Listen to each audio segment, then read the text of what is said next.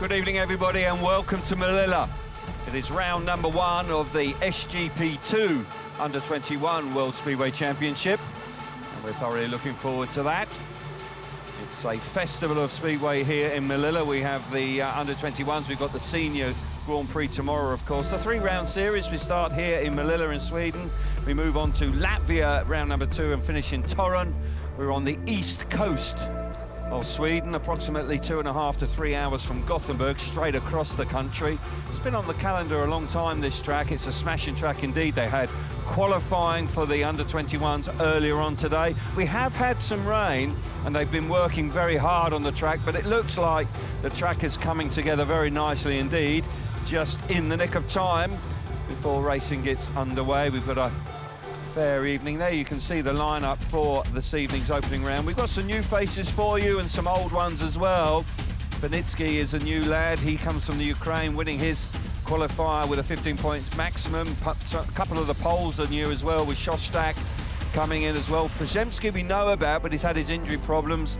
But we will familiarise ourselves with the 16 riders on show this evening as we go through the 23 races in the opening round of the GP2 series. We saw some fabulous racing. Of course, it ended in real drama last year in Villads. We're expecting something similar this time around. We know all about Rasmus Carlsen. He won the GP3 World Championship last year on this very track. He made himself a hero. Sammy Van Dijk is here as well. The track reserve from this area was born here in Målilla, and Anton Jansson from Sweden, of course, is our wild card. So we'll take a closer look at this track. My colleague alongside me, as always, is Chris Louis. He will take you through the lap around this super speedway track. This is one of the better tracks on the calendar. We see some super speedway here. Here we go then with the drone. Yeah, it's a great fun racetrack, Kelvin, and 315 metres. It's not as big as some of the Polish tracks, but it actually rides. It feels even faster than those tracks. It's wide, it's got decent banking. You can get a really good run off turn 2, particularly on the opening lap after the first turn, and run into turn 3 rather hot. We see a lot of action coming into turns 3 and 4 on the first lap. So good fun track, one that will give us plenty of racing lines tonight. They have had to work hard on it to get it ready for racing, but it looks in tip-top condition. Indeed it does, and when it rains in the afternoon, generally we get a fantastic track, perfect watering on the track from the heavens. It all opened up here in 1993. We've been coming here since 2005. This is the 18th time we've been here for Grand Prix racing. 11.5 metres wide on the straight. That's plenty of racing room. We have had a couple of tracks with 10 metres wide on the track. It's quite surprising how much narrower that makes it. Plenty of banking, particularly in that first corner, and plenty of width at just over 16 metres. Raw down the back straight, again 11.4 metres wide, with plenty of banking, and that can make it slightly. You can get plenty of run going into turn number 3. Lots of banking once again in turns 3 and 4, and plenty of width as well. A little earlier on we had qualifying. It's the first year we've had actual pucker qualifying. We've had practice before, and this happened a little earlier on today. Mikkel Anderson actually came out on top. He had the best time, and he had the first pick for the program tonight, and chose number 2 in the program. There we're looking at France's Gusts as well. He came along nicely, of course pouring with rain as they go through the gate picks for this evening's events. Casper Henriksson is back. He finished 5th last year. As I say, we've got some older riders, some new riders in the series as well. We'll point those out, but Krawczyk being another new rider. It's a fabulous venue. It's in the middle of a forest. It's a holiday destination. We start tonight with GP2 2024. So there you can see the previous winners in the last 10 years, with Przyjemski picking up the title in the last 2 seasons. Skowiak, it's Jamin Litzy, the Australian. Drabik, of course, plenty of Polish domination. Max Frick back in 2016. Bartosz Marzlik, there's a man we know a lot about, 2015. And Pawlicki back in 2014. So the Polish team and riders have been particularly successful at under-21 level. They cleaned up again last year. Let's take a look at the riders. They come forward in their presentation for this evening. Rasmus Carlsen, of course, who was that super win last year in the GP3. It really was a spectacular performance. Yeah, Sammy Van Dijk, a rider that knows the track very well. He's had a couple of seasons here. Indeed, his brother's still in the Dakar squad. Now up the wildcard for tonight, the 17-year-old Anton Jensen. He's from Eskilstuna, not too far away, and he'll be looking forward to his opportunity this evening, that's for sure. Mikkel Andersen, he's the youngest rider here at 16 tonight. There are a couple of other 16-year-olds, but he is the youngest one in the lineup tonight. Had to take a wild card, but he won the SGP3 in Wrocław a couple of years ago. Yeah, Villads Nagel, another rider that's got a wild card for the series and just missed out in the qualifying, but is here.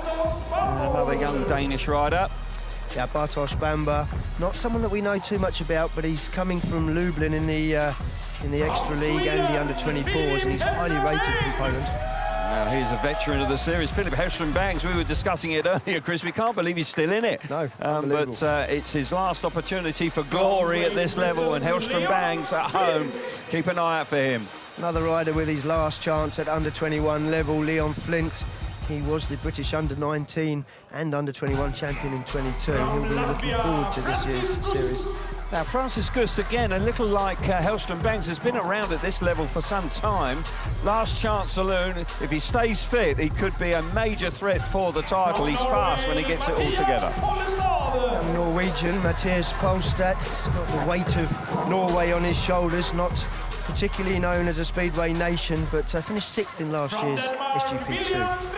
Well, another Danish rider. There are 5 Danes in the lineup. Drejer. Now, what a round he had in Vojens last year. Came in as a replacement. Ended up winning 4 heats and made the final. An incredible night of Speedway for him. He'll be looking for a big night this evening.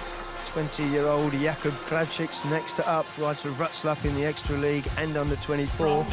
Busy man, gaining plenty of experience there. Yeah, Jesper Knudsen comes in. He's the brother of Jonas, who was in the SGP2 series previously. And once again, I just sense that he is going to make his mark in the series. Wiktor Przyjemski, 19-year-old, rides another rider from Lublin. He's had a lot of success in the team competition, Speedway Nations 2 champion in 22 and 23. Now, Bastian Pedersen is son of former Grand Prix star Ronnie Pedersen, a nephew of the 3-time former world champion Nicky Pedersen. We saw a glimpse of him last year. The boy can ride. Casper Henriksson won the qualifying round in Macon in France, and he will be expecting a decent meeting here in the Swedish round. Now, another winner of the qualifying round in Ternzaro is Sebastian Szostak, of course, from Poland. Another new rider to us. Keep your eyes out for him. Looks like he's quite useful. Ukrainian Nazar Parnicki, looking forward to seeing him ride. Rides for Leszno in Poland under 24 team, but he's the only unbeaten rider in the qualifying rounds. Won the round in Germany in Lublin. So there we are, the 18 riders that will take to the track very shortly. We will take a pause now. We have listen to the national anthem of Sweden.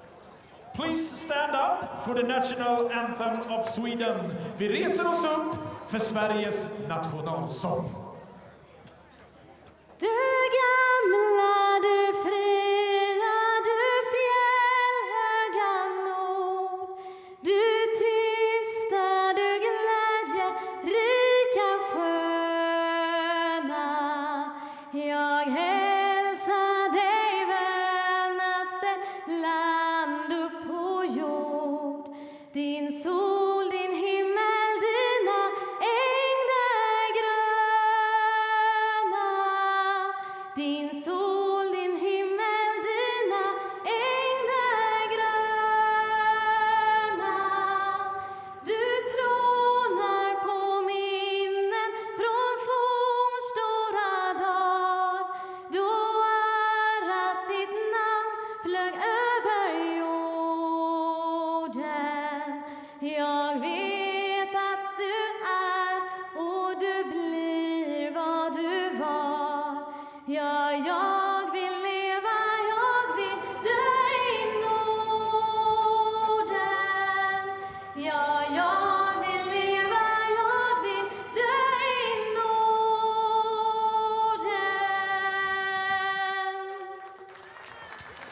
Big applause. Lovely, absolutely Thank you, beautiful, everybody. pitch perfect there for the national anthem of Sweden.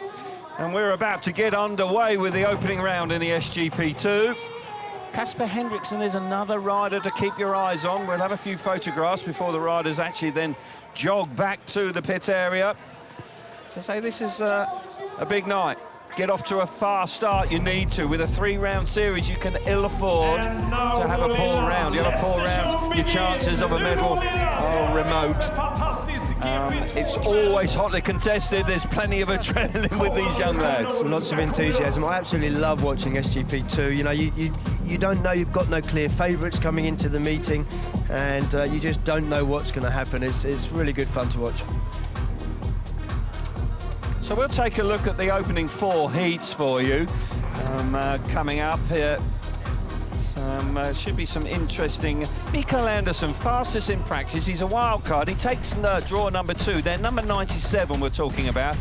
Won the SGP3 2 years ago in Wrocław in Poland. Krawczyk there alongside him on the inside gate. We were looking at the gate stats, and the inside gates do appear to be favoured. Bastian Pedersen off the outside. I liked heat number 4 as well, Chris. That looks like a handy lineup there. Yeah, I mean, this is the interesting thing about SGP2 is that you just don't know what's going to happen. You've got no clear favourites. It's really interesting. There's going to be so much enthusiasm in the racing out there. They haven't really learned what they can't do on these bikes at this point. Exactly. Philip Hellström-Bängs, I think we saw him do some miraculous stuff years ago now in Britain when he came across, where he did sterling work as a sole representative for Sweden in the Speedway of Nations. And hasn't quite kicked on as much as we would have liked, but there he is. And you've got to believe a man now is maturing. He's in his final year as an under-21 rider.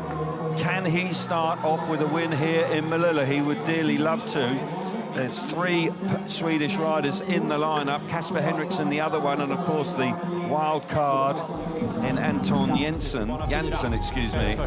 5 Danish riders, big contingent. Nicky Pedersen is here in attendance, the national team coach, who has actually now got a vice captain as well in Hans Andersen, recently retired. So a big double act there with plenty of experience. Yeah, I mean, Hans obviously with his own Grand Prix and international experience, so quite a duo to be leading the Danes, and you know, they'll be able to feed off their experiences. This track is wide, it's fast. It's only 315 metres, but it rides and looks bigger than that, doesn't it? Yeah, you were talking about the immense banking, and coming into turn 3 in particular, it almost feels like you're going downhill into that corner, and the bike can get away with you sometimes. We saw it in the final last year with Freddie Lindgren riding through Martin Vasilek, and that's not an unusual thing to happen here in Målilla.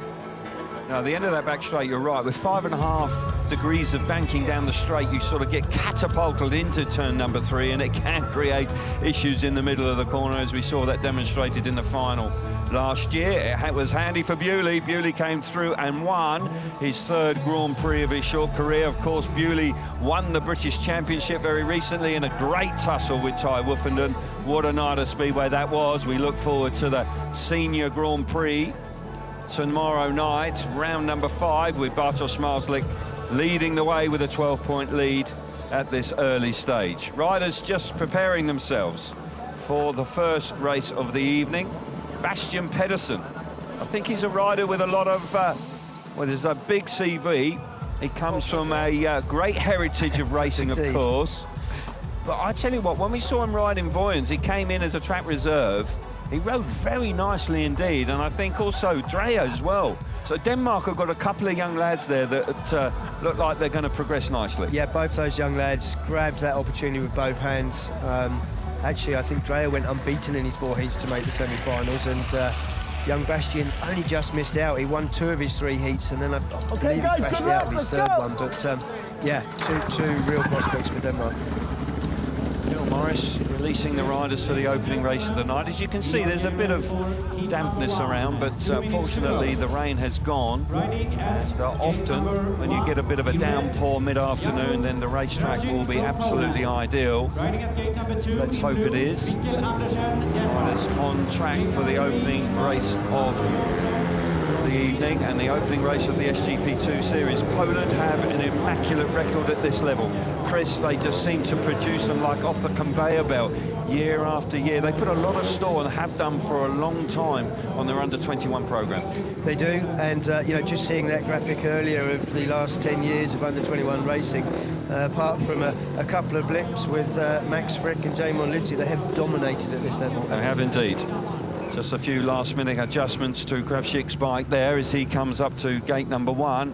A rider that I haven't seen too much of. Looking forward to seeing him. We have seen Pedersen and we have seen Mikkel Andersen, but not at this level, at 250 at the junior level.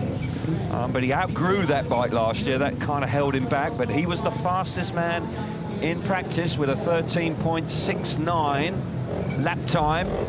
Approximately sort of just over 3/10 quicker than the slowest man. So the lineup for heat number 1 is Jakub Krawczyk, off the inside in the red helmet colour. Mikkel Andersen, gate number 2 in blue. Anton Jansen, the wild card, gate number 3 in white. And Bastian Pedersen off the outside in yellow. Where would you want to be in the opening race here, Chris? Gate 1, for sure. Statistically, it's the best gate. Gate 2 is the next best. Gate 4. And gate 3 is one to be avoided, but yeah, opening heat, love to be off the inside. Here we go then, first race of the evening. Track looks a picture, sun beating down, green lights on, we're underway. Into the first corner, and Andersen, who had the first pick, chose correctly. He fired himself to the front. Here comes Pedersen up the inside into second place. Nice move from him as they roar into turn number 3 on the opening lap. But Mikkel Pedersen got away to a flyer, and he's stolen a march on the opposition already. Yeah, Andersen really pulling away from Bastian Pedersen there, but Pedersen forceful move coming into turn 3 on the opening lap. As you said earlier, he's got great heritage. He's got a father and an uncle who have both ridden, of course, and won world championships in Nicky Pedersen. But yeah, race strung out right now. Track looks like it's going to provide some good race lines as we go through the evening. But a great start for Andersen, this one. Former SGP3 winner, of course, on the inaugural event in Wrocław. He was indeed. Mikkel Andersen off to the perfect start here. Had a wild card pick, just missed out in the semi-final, but I tell you what, he makes no mistake at all. Showed a clean pair of heels to the opposition there. In a class of his own, in truth. He pulled further and further away and looked very impressive.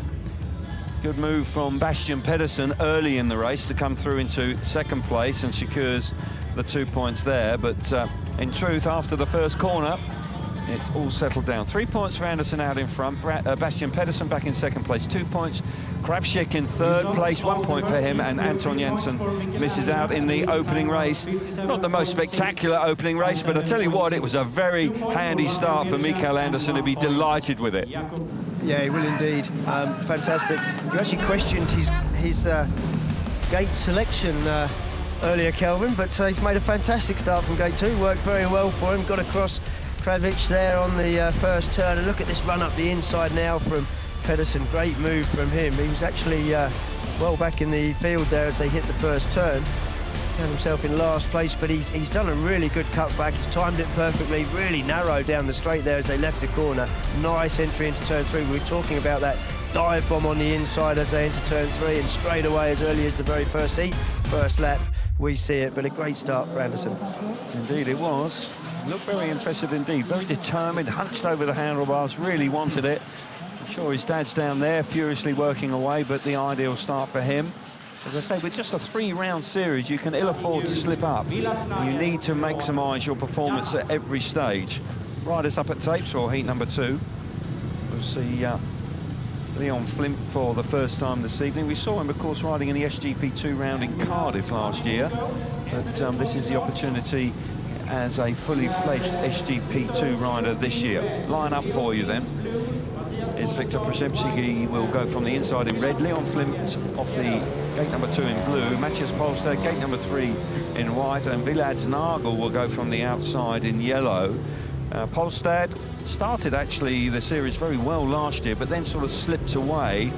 He would like to sort of maintain his performance. Consistency at Grand Prix always absolutely vital. And I've got to say, Przyjemski came in 2 years ago. We saw him at 17, and there was a lot being talked about him. It sort of plateaued off. He's had some injuries, but he'll be looking forward to this year.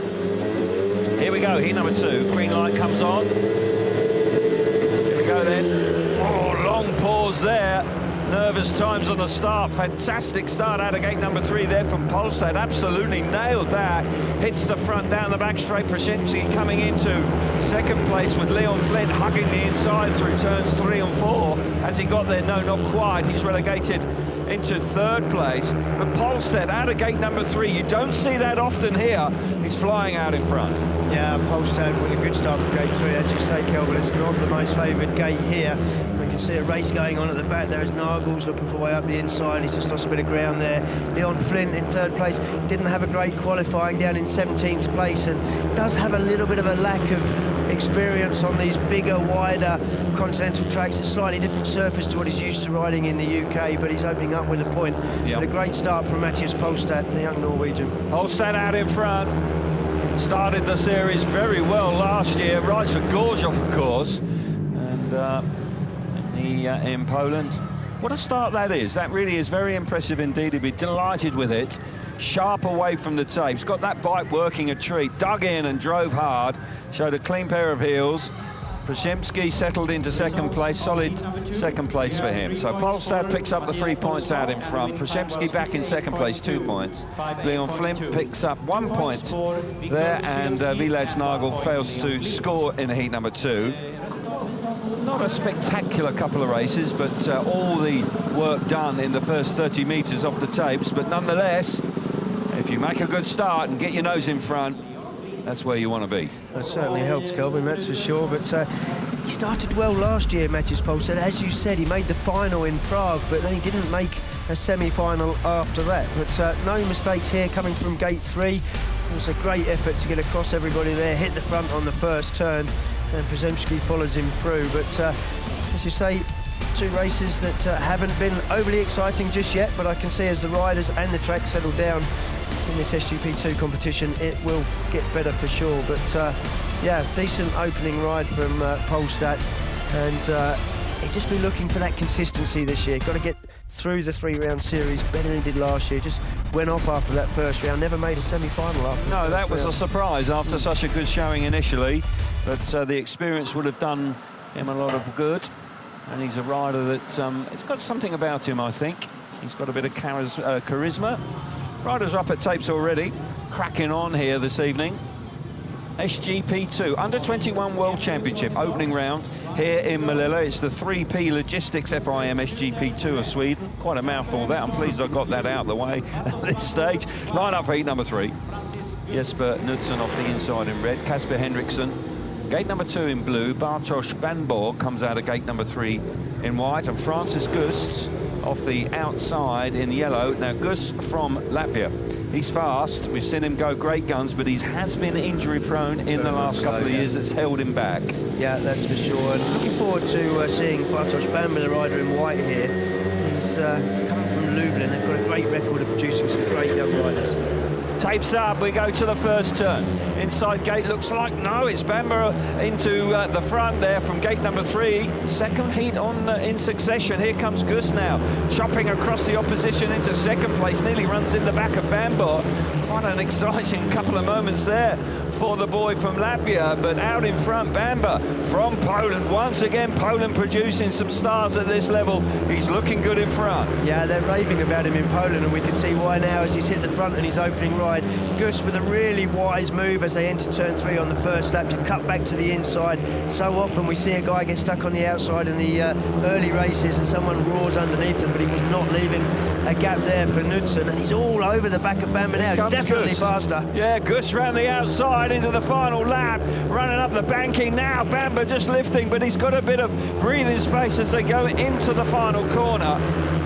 Here in heat number 3, Gusts had a real go there in second place for a moment. It looked like he might well get the better of that young man there, Bańbor, but it wasn't to be. Sharp away from gate number 3. Gusts had to really put it on the line initially. They're coming into turn number 3 to get second place. 3 points for Bartosz Bańbor out in front. Second place for Francis Gusts. A good ride from Gusts. 2 points for him. Jesper Knudsen back in third place. 1 point, and Casper Henriksson disappointing there. Misses out in heat number 3, but there's no doubt that Bartosz Bańbor, as you say, lots been spoken about this young man. Starts his SGP2 career in fine style. He does. I'm sure he will go back, and the pit crew will be congratulating him and then saying perhaps we need a little bit more speed, perhaps you need to move out a little bit, because Francis Gusts was all over him. But really wise move from Gusts there to get himself back to the inside line entering that corner, because if you leave a hole there on the opening lap, someone is bound to ride through it, and in this case it was Knudsen who was looking for his way through, but that was well covered by Gusts. But a really good ride from Bańbor there. Not quite got the speed, maybe riding a little bit tight, opening ride in the series. And Gusts, well, we know that he's about his all action, and he will not give up for 4 laps. I thought for a moment he might do him here, but he went up the bank and there just wasn't the grip there, was there, to power by down the back straight. Maybe that'll come a little later. But particularly, we didn't speak about him much, but Casper Henriksson, he won his qualifying round in Macon, and that will be a disappointing ride for him. Some changes required there. There'll be some head scratching going on in the Henriksson camp, but he's got 4 more opportunities to make the semi-finals. So heat number 4 will complete the first block of races. Good-looking heat, this. This is exciting-looking heat, this one. Indeed it is. And looking forward to it. Another young Polish rider to familiarise ourselves with. The inside gate is William Drejer in red. Gate number 2 is Nazar Parnicki in blue. Gate number 3 in white is Hellström-Bängs, and Sebastian Szostak off the outside in yellow. Now, Hellström-Bängs can be very spectacular, very forthright. He throws the bike around. He's all action.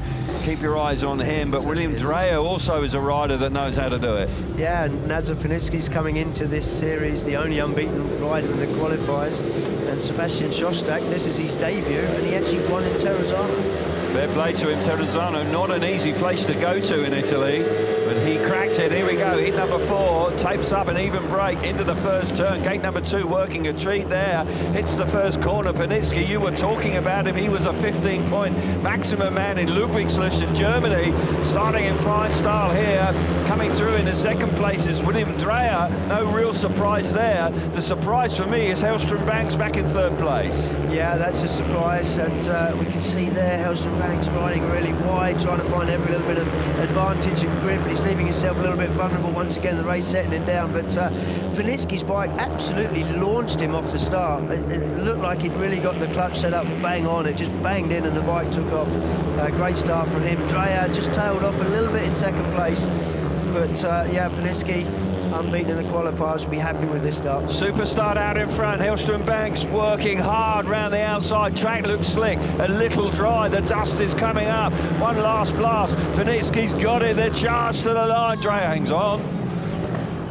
Good effort there. I would say that's a frustration race for Hellström-Bängs. He probably had a little bit more speed, but couldn't generate the grip off the outside. You need the dirt on the outside here, and this track is arguably one of the best in Europe if it really comes to the riders. 3 points for Parnicki. What a start it was. 2 points for William Drejer in second place. Hellström-Bängs working very hard for just 1 point, and Szostak misses out in heat number 4. There's the position we find ourselves in after 4 heats. Parnicki, Pollestad, Bańbor, Anderson, winners first time out. They've all got 3 points. And I sense a little bit of water on the track will help, but for Parnicki, if he makes a few more starts like that, they'll be in the semi-finals. Look at the way the bike reacted. He dropped the clutch. His reactions were very quick, but the bike just went bang and just shot forward. And it's lovely when that happens. You're seeing on the bike, you absolutely know there's no way anyone's going to beat you to the corner. So he will be happy with the way everything is set up and winning his first race in this SGP series. He actually got a ride in Voyens last year, but just the one race. So he is pretty new to the series. And he won this race convincingly, never moved off the inside, bike working perfectly. You can see the race down to the line there with Phillips Hellström-Bängs. Quite rightly, you say, Kelvin, probably frustrated not to get the better of William Drejer there on the run into the line. Yeah, he worked very hard, but no grip on the outside. It was just plumes of dust, but that man sharp away from gate number 2 made it work. And Parnicki, a rider from Ukraine,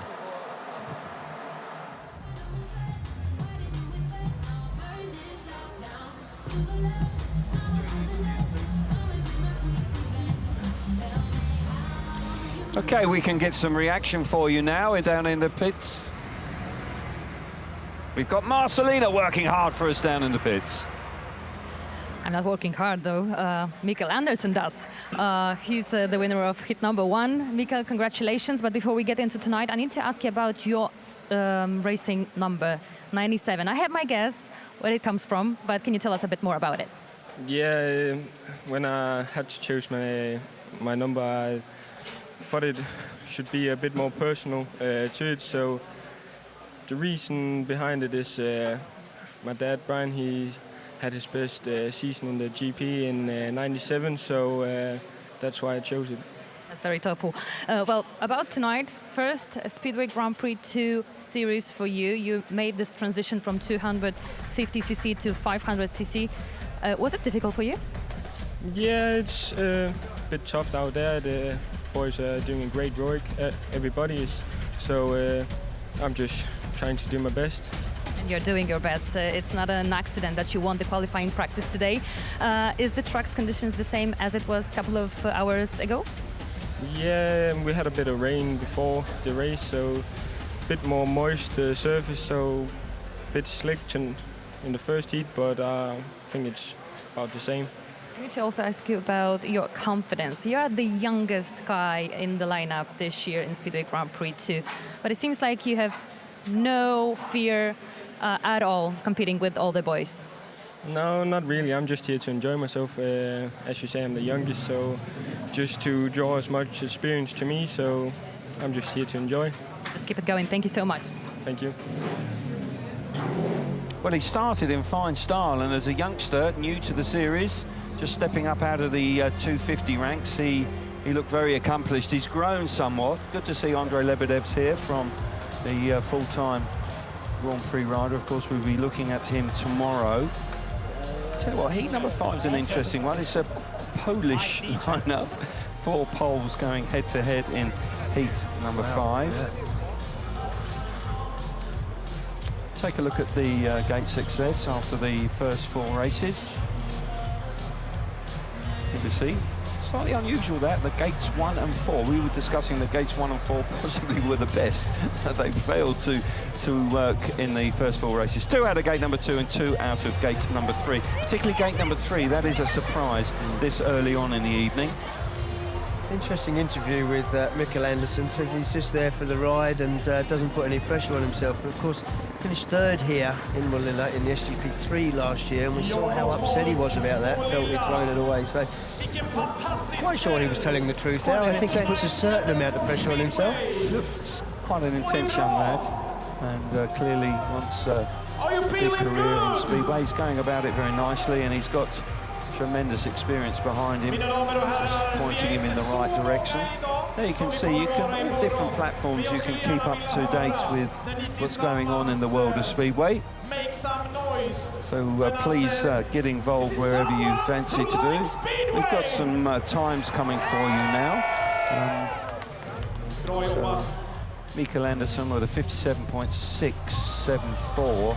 Comfortably the fastest time in heat number 1. Consistent with qualifying as well. Yeah, it was, and he was, wasn't he? He was a country mile out in front, and even though the track was brand new in heat number 1, he got that bike working beautifully, and it's got progressively slower subsequently, with 58.6 was the winning time in heat number 4. Next 4 races for you, we can take a little look at them. Heat number 5, I'm going to tell you, it's basically an under-21 Polish championship race. There are 4 Poles coming out here with Szostak, Krawczyk, Przyjemski and Bańbor. Bańbor looking pretty impressive, the best performer in the first ride. Przyjemski and in heat number 6. Too bad either. 3 winners. and Andersen going head-to-head. Mathias Pollestad thrown in as another race winner. That's competitive. Indeed it is, and it will be a test of Mikkel Andersen's composure at a very young age. Riders needing more points, of course, in heat number 7 there, not going as well as they would have likely on Flint, and Casper Henriksson looking for more. Bastian Pedersen had a strong-looking 2nd place first time out. Gusts also. Hellström-Bängs was working hard. That's another exciting race you could look forward to, heat number 8. Since the riders, as you mentioned, Chris, will just make a few tweaks, settle down. They would have been very nervous as youngsters before that first race, and probably just a little bit more relaxed for their second ride.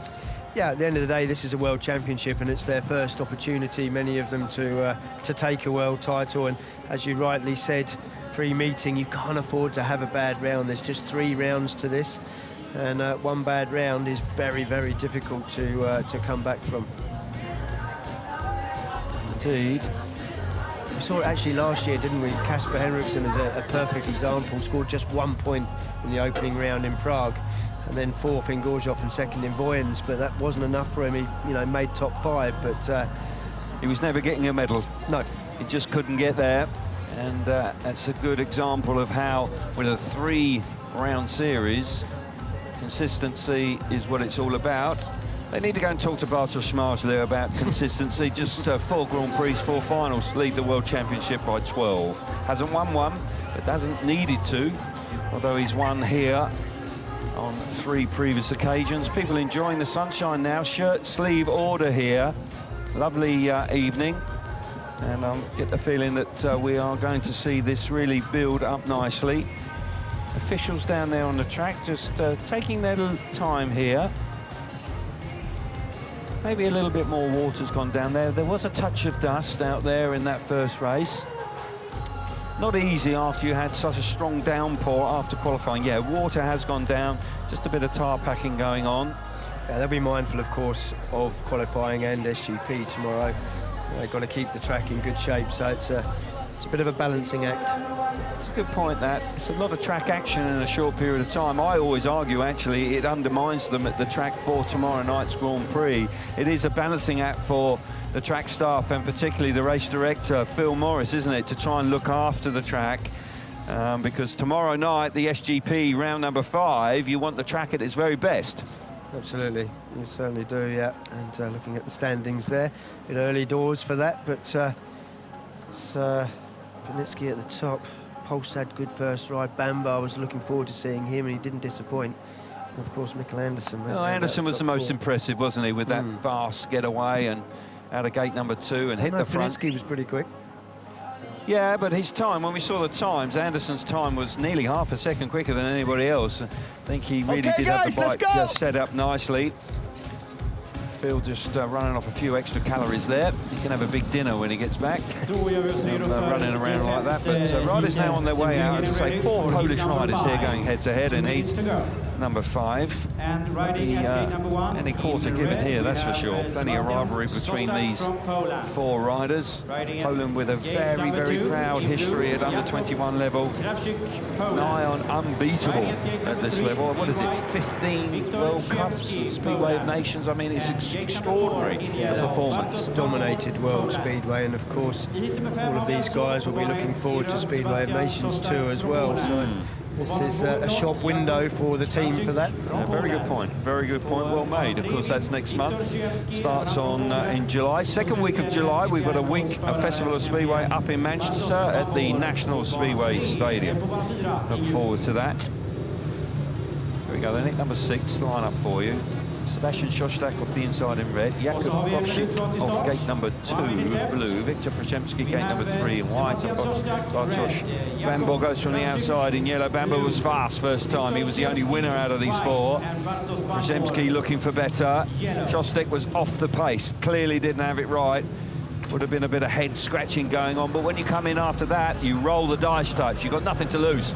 So you change the gear, change the bike, whatever it takes to try and get back in it. Yeah, absolutely. You've got to either make changes or, of course, jump on the other bike. But a last place in the opening ride is always disappointing and almost forces your hand. But Bańbor, for me, was the one of this bunch. Although he obviously made a great start, but Francis Gusts was all over him. We'll see now if he's managed to find a little bit more speed. Yes, was a touch vulnerable out in front. But Bańbor off the outside this time. Not easy from there. It's a long way. Tapes are up. What a start out of gate number 2. That bike absolutely jet propelled. Krawczyk absolutely nails that. Coming out of turn 2 in the opening lap into second place down the back straight is Przyjemski. Przyjemski coming on strong into second place. You've got Szostak back in third, and Bańbor now battling hard. Bańbor coming up the inside into third place, but look, the battle out in front. It's on. Krawczyk going great guns. Yeah, Krawczyk hit the front and hasn't looked back since. Przyjemski's giving chase. Once again, the race is a little bit strung out. Bańbor forceful up the inside of Szostak on the second lap there, gets himself into third place. Maybe a little disappointed after winning his opening ride, but I think the track just needs a little bit more time, a little bit more water to settle down. It's not been the best racing so far. Slick, greasy at this stage after the water, after the track preparation. Down the back straight. Heat number 5, this is the final corner. And out of the final corner in heat number 5, it's Krawczyk coming through in flying colours there. He'll be chuffed to bits with that. His first win of the evening. Lowers the colours of his compatriots there. Przyjemski coming through in second place for his second place. Moving along reasonably well. 3 points for Krawczyk out in front. 2 points for Wiktor. Przyjemski in second place. 1 point for Bańbor back in third. And Szostak failed to score again. That'll be disappointment for him. But Jakub Krawczyk there was pretty good. Our referee is Alexander Latoshinsky from the Ukraine, and he wants to have another look at that, and he is. Minor movement, but not enough, I don't think, for a warning, but we shall see. One thing I will say is Bańbor was very slow to react off the outside gate there, just missed that one completely. Not ideal when you're going from a start where it's a long way to the first corner. Salvaged a point, Bańbor, after winning his first race. Far from disastrous with 4 points from two heats. We're hearing there is no warning there, which is about right. It would have been harsh if there had been one handed out there, but for Jakub Krawczyk, he starts, he wins his first race in the SGP2 series. Nice ride from him. So riders up at tapes for heat number 6. We'll see Parnicki again. He was a winner for first time out. 3 winners here. Parnicki off the inside in red. Jesper Knudsen, gate number 2 in blue. Mikkel Andersson, red hot first time out. Gate number 3 in white. And Mathias Pollestad likewise looked pretty handy as well off the outside in yellow. Exciting racing prospect. Absolutely. This really has got a lot going through this race. 3 race winners. Looking forward to Andersson versus Parnicki here. Mathias Pollestad off the outside. He's a handy rider. Here we go then, heat number 6. Something's got to give this time. Which way is it going to go? Off the inside, Parnicki again. That bike absolutely powers to the first turn. Coming through into second place is Andersson. Andersson now looking good in second place round the outside. Here we go. It's terrific stuff from Knudsen. Knudsen trying to work it out there. Charging into turn number 1 for the second time, but out in front. The man from the Ukraine, flying, he's pulling away. Yeah, he is. He looks really good out front. Once again, an electric start bike just launching off the start line. And Jesper Knudsen, he's got plenty of speed, but he's made himself vulnerable by trying to attack Mikkel Andersson. He's coming under fire now from the Norwegian Pollestad up the inside, but no way through. Difficult racing at the moment, but Parnicki's going to be really happy with this. Mikkel Andersson is closing in. I think he's got quite enough. He's going to hang on there. I've got to say, Parnicki's looking good here. This is a terrific effort from him. Not many heat wins, excuse me, off the inside, but we've got one now in heat number 6. That was a terrific effort. That bike is really set up nicely.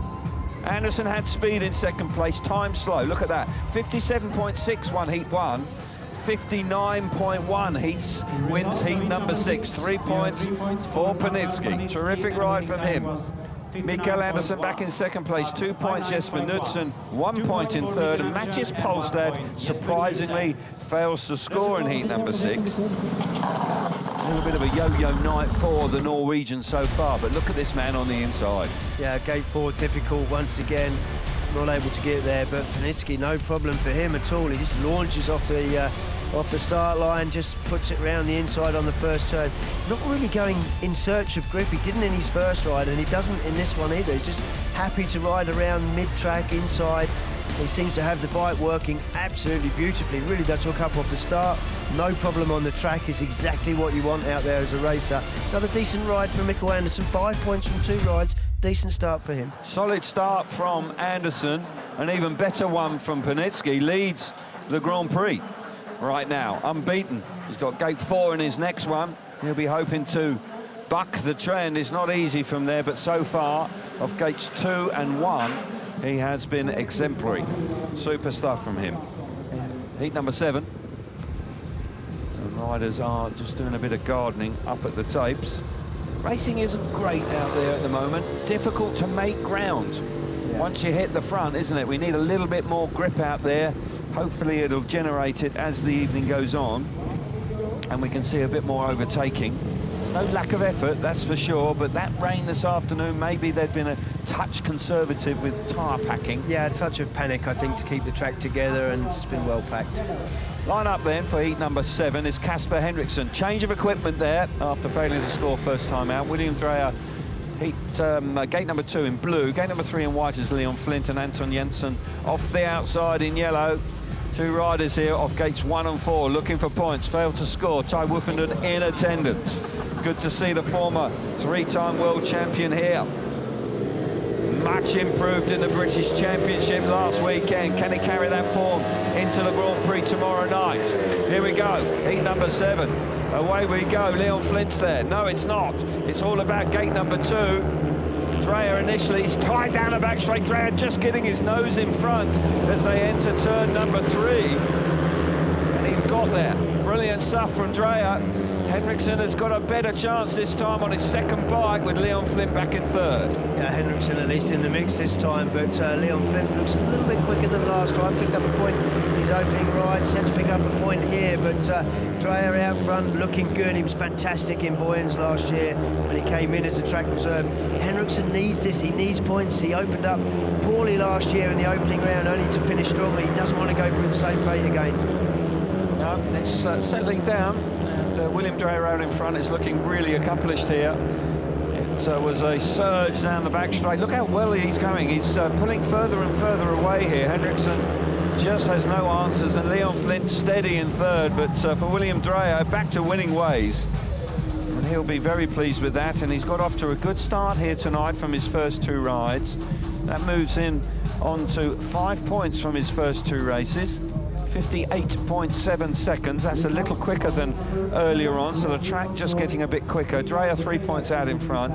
Henriksson picks up his first points of the evening, 2 points in second place. Leon Flint steady in 3rd, 1 point for him. And Anton Jensen, the wild card, fails to score in heat number 7. Drejer had to be forceful down the back straight on the opening lap, Chris, but once he got there was no holding him back. Once he hit the front, he was certainly the quickest out on track. Henriksson looked a little reserved, didn't look like he felt he'd got speed in the bike. Looks like he might be able to pull off the corner here on the inside, get his nose in front, but Drejer determined on the outside there to get across, get into turn 3 in front. And as you say, once he got the fresh air, bike working really, really well. But for the rest of the race, Henriksson was riding quite tight, narrow, didn't feel like he had confidence in the speed that he'd got. So probably a little disappointing for him. Opened up with the last place, 2 points from 2 rides. Young William Drejer, of course, who had that spectacular SGP debut, of course, last year in Voyens, coming in as a replacement. His mum's there, right by his side. She's wheeling the spanners. Fantastic to see the family affair there. Nicky Pedersen in there as well. Nicky's so enthusiastic. He really is breeding a new force of riders coming through. And I think his natural enthusiasm is rubbing off. We're paying dividends. Right, here we go for heat number 8. We've only got 3 there at the moment. But Bastian Pedersen will go from the inside in red. Villads Nagel coming up to the start line now. Gate number 2 in blue. Francis Gusts, fast first time, second place for him. Gate number 3 in white, and Philip Hellström-Bängs off the outside in the yellow helmet colour. We've got some good hard chargers here. We've got some live wires here. Pedersen, Gusts, Hellström-Bängs, they're all fast chargers. They are indeed. Gate number 2's worked well. Nagel's there. Can he make it work for him this time? Heat number 8 will complete the second block of heats. Here we go. Tapes up. Charging into the first corner. Inside gate worked well there. Pedersen nails it round the outside. It's Hellström-Bängs down the back straight. Smashing. First time we've seen a rider make it work. really got his wheels in line. Here comes Gusts up the inside of Pedersen. Pedersen had to slam the door shut, but Hellström-Bängs out in front. The spectacular Swede, looking good. Yeah, looking good out front. I love watching him ride. He's all action. Pedersen now coming under a lot of pressure from Francis Gusts, who's looking for a run up the inside. I think he's done it. Oh, what a move. Great move from Francis Gusts. It was indeed, Chris. Forced his way there. The opportunity was given to him. Look at Pedersen trying to get back in it. Can't quite get there, but Hellström-Bängs with that stunning move on the opening lap round the outside of Bastian Pedersen. Really was a sweet move. He's on the back wheel coming out of turn number 3, nearly clouts the fence. You can never take your eyes off Hellström-Bängs, that's for sure. He wins in style. Good solid ride from Gusts in second place as well. Young Bastian Pedersen just got beaten up a little bit there, maybe a touch of inexperience. But Hellström-Bängs certainly turned on the style. And the best race of the evening, that was, with a couple of overtakes. 3 points for Hellström-Bängs out in front. Nice ride. Francis Gusts, a second place there. Second time he's finished second this evening. Bastian Pedersen back in third, 1 point for him.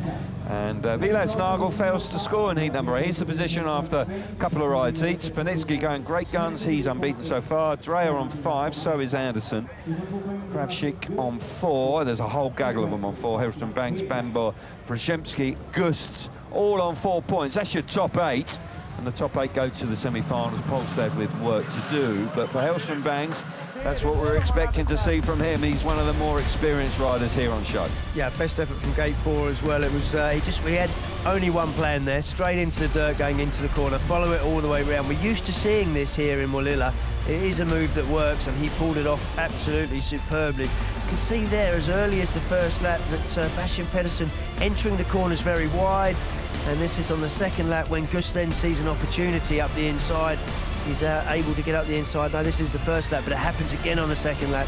Here it is, comes up the inside, exactly the same as the first lap, but he makes it stick. Brilliant ride from Francis Gusts. Yeah, that was a little bit of inexperience there. He didn't appreciate that Gusts was going to keep coming at him, and he left the door open. And when it comes to World Championship Speedway, you can't afford to do that. That was a learning curve there for young Bastian. I'm sure they'll be talking about that back in his pit bay, but for that man, Hellström-Bängs, I mean, that was terrific, and if he can continue on with that, he will be a tough man to beat. He's got inside gates to come in his next couple of rides. Get the sense if he really gets the confidence, gets a taste for it, he's going to be a tough man to beat. Here at home, he will dearly love to win this Grand Prix. Yeah, he would. We've seen it before with him in Manchester, didn't we, when he represented Sweden on his own. It was fantastic for him. He put everything into that. So let's get some more reaction now. Marcelina is down in the pits there, and she's going to be joined by Kirsty Drejer, the mother of William. That's right, Kirsty Drejer, right next to me. The busiest woman in the pits, I must say. Well, first of all, maybe the only one. Definitely, definitely. Look around, you're the only woman here working very, very hard. But first of all, I need to ask you how much of a stress, of a pressure you have to have on your shoulders watching your son competing? A lot. Of course, I want him to do well, and I, of course, hope that the bikes are doing well, and we are able, or he are able, to find the right setup. Because let's make it clear, you're William Drejer's mom, obviously, but you're also doing a lot of work for him as a professional speedway rider.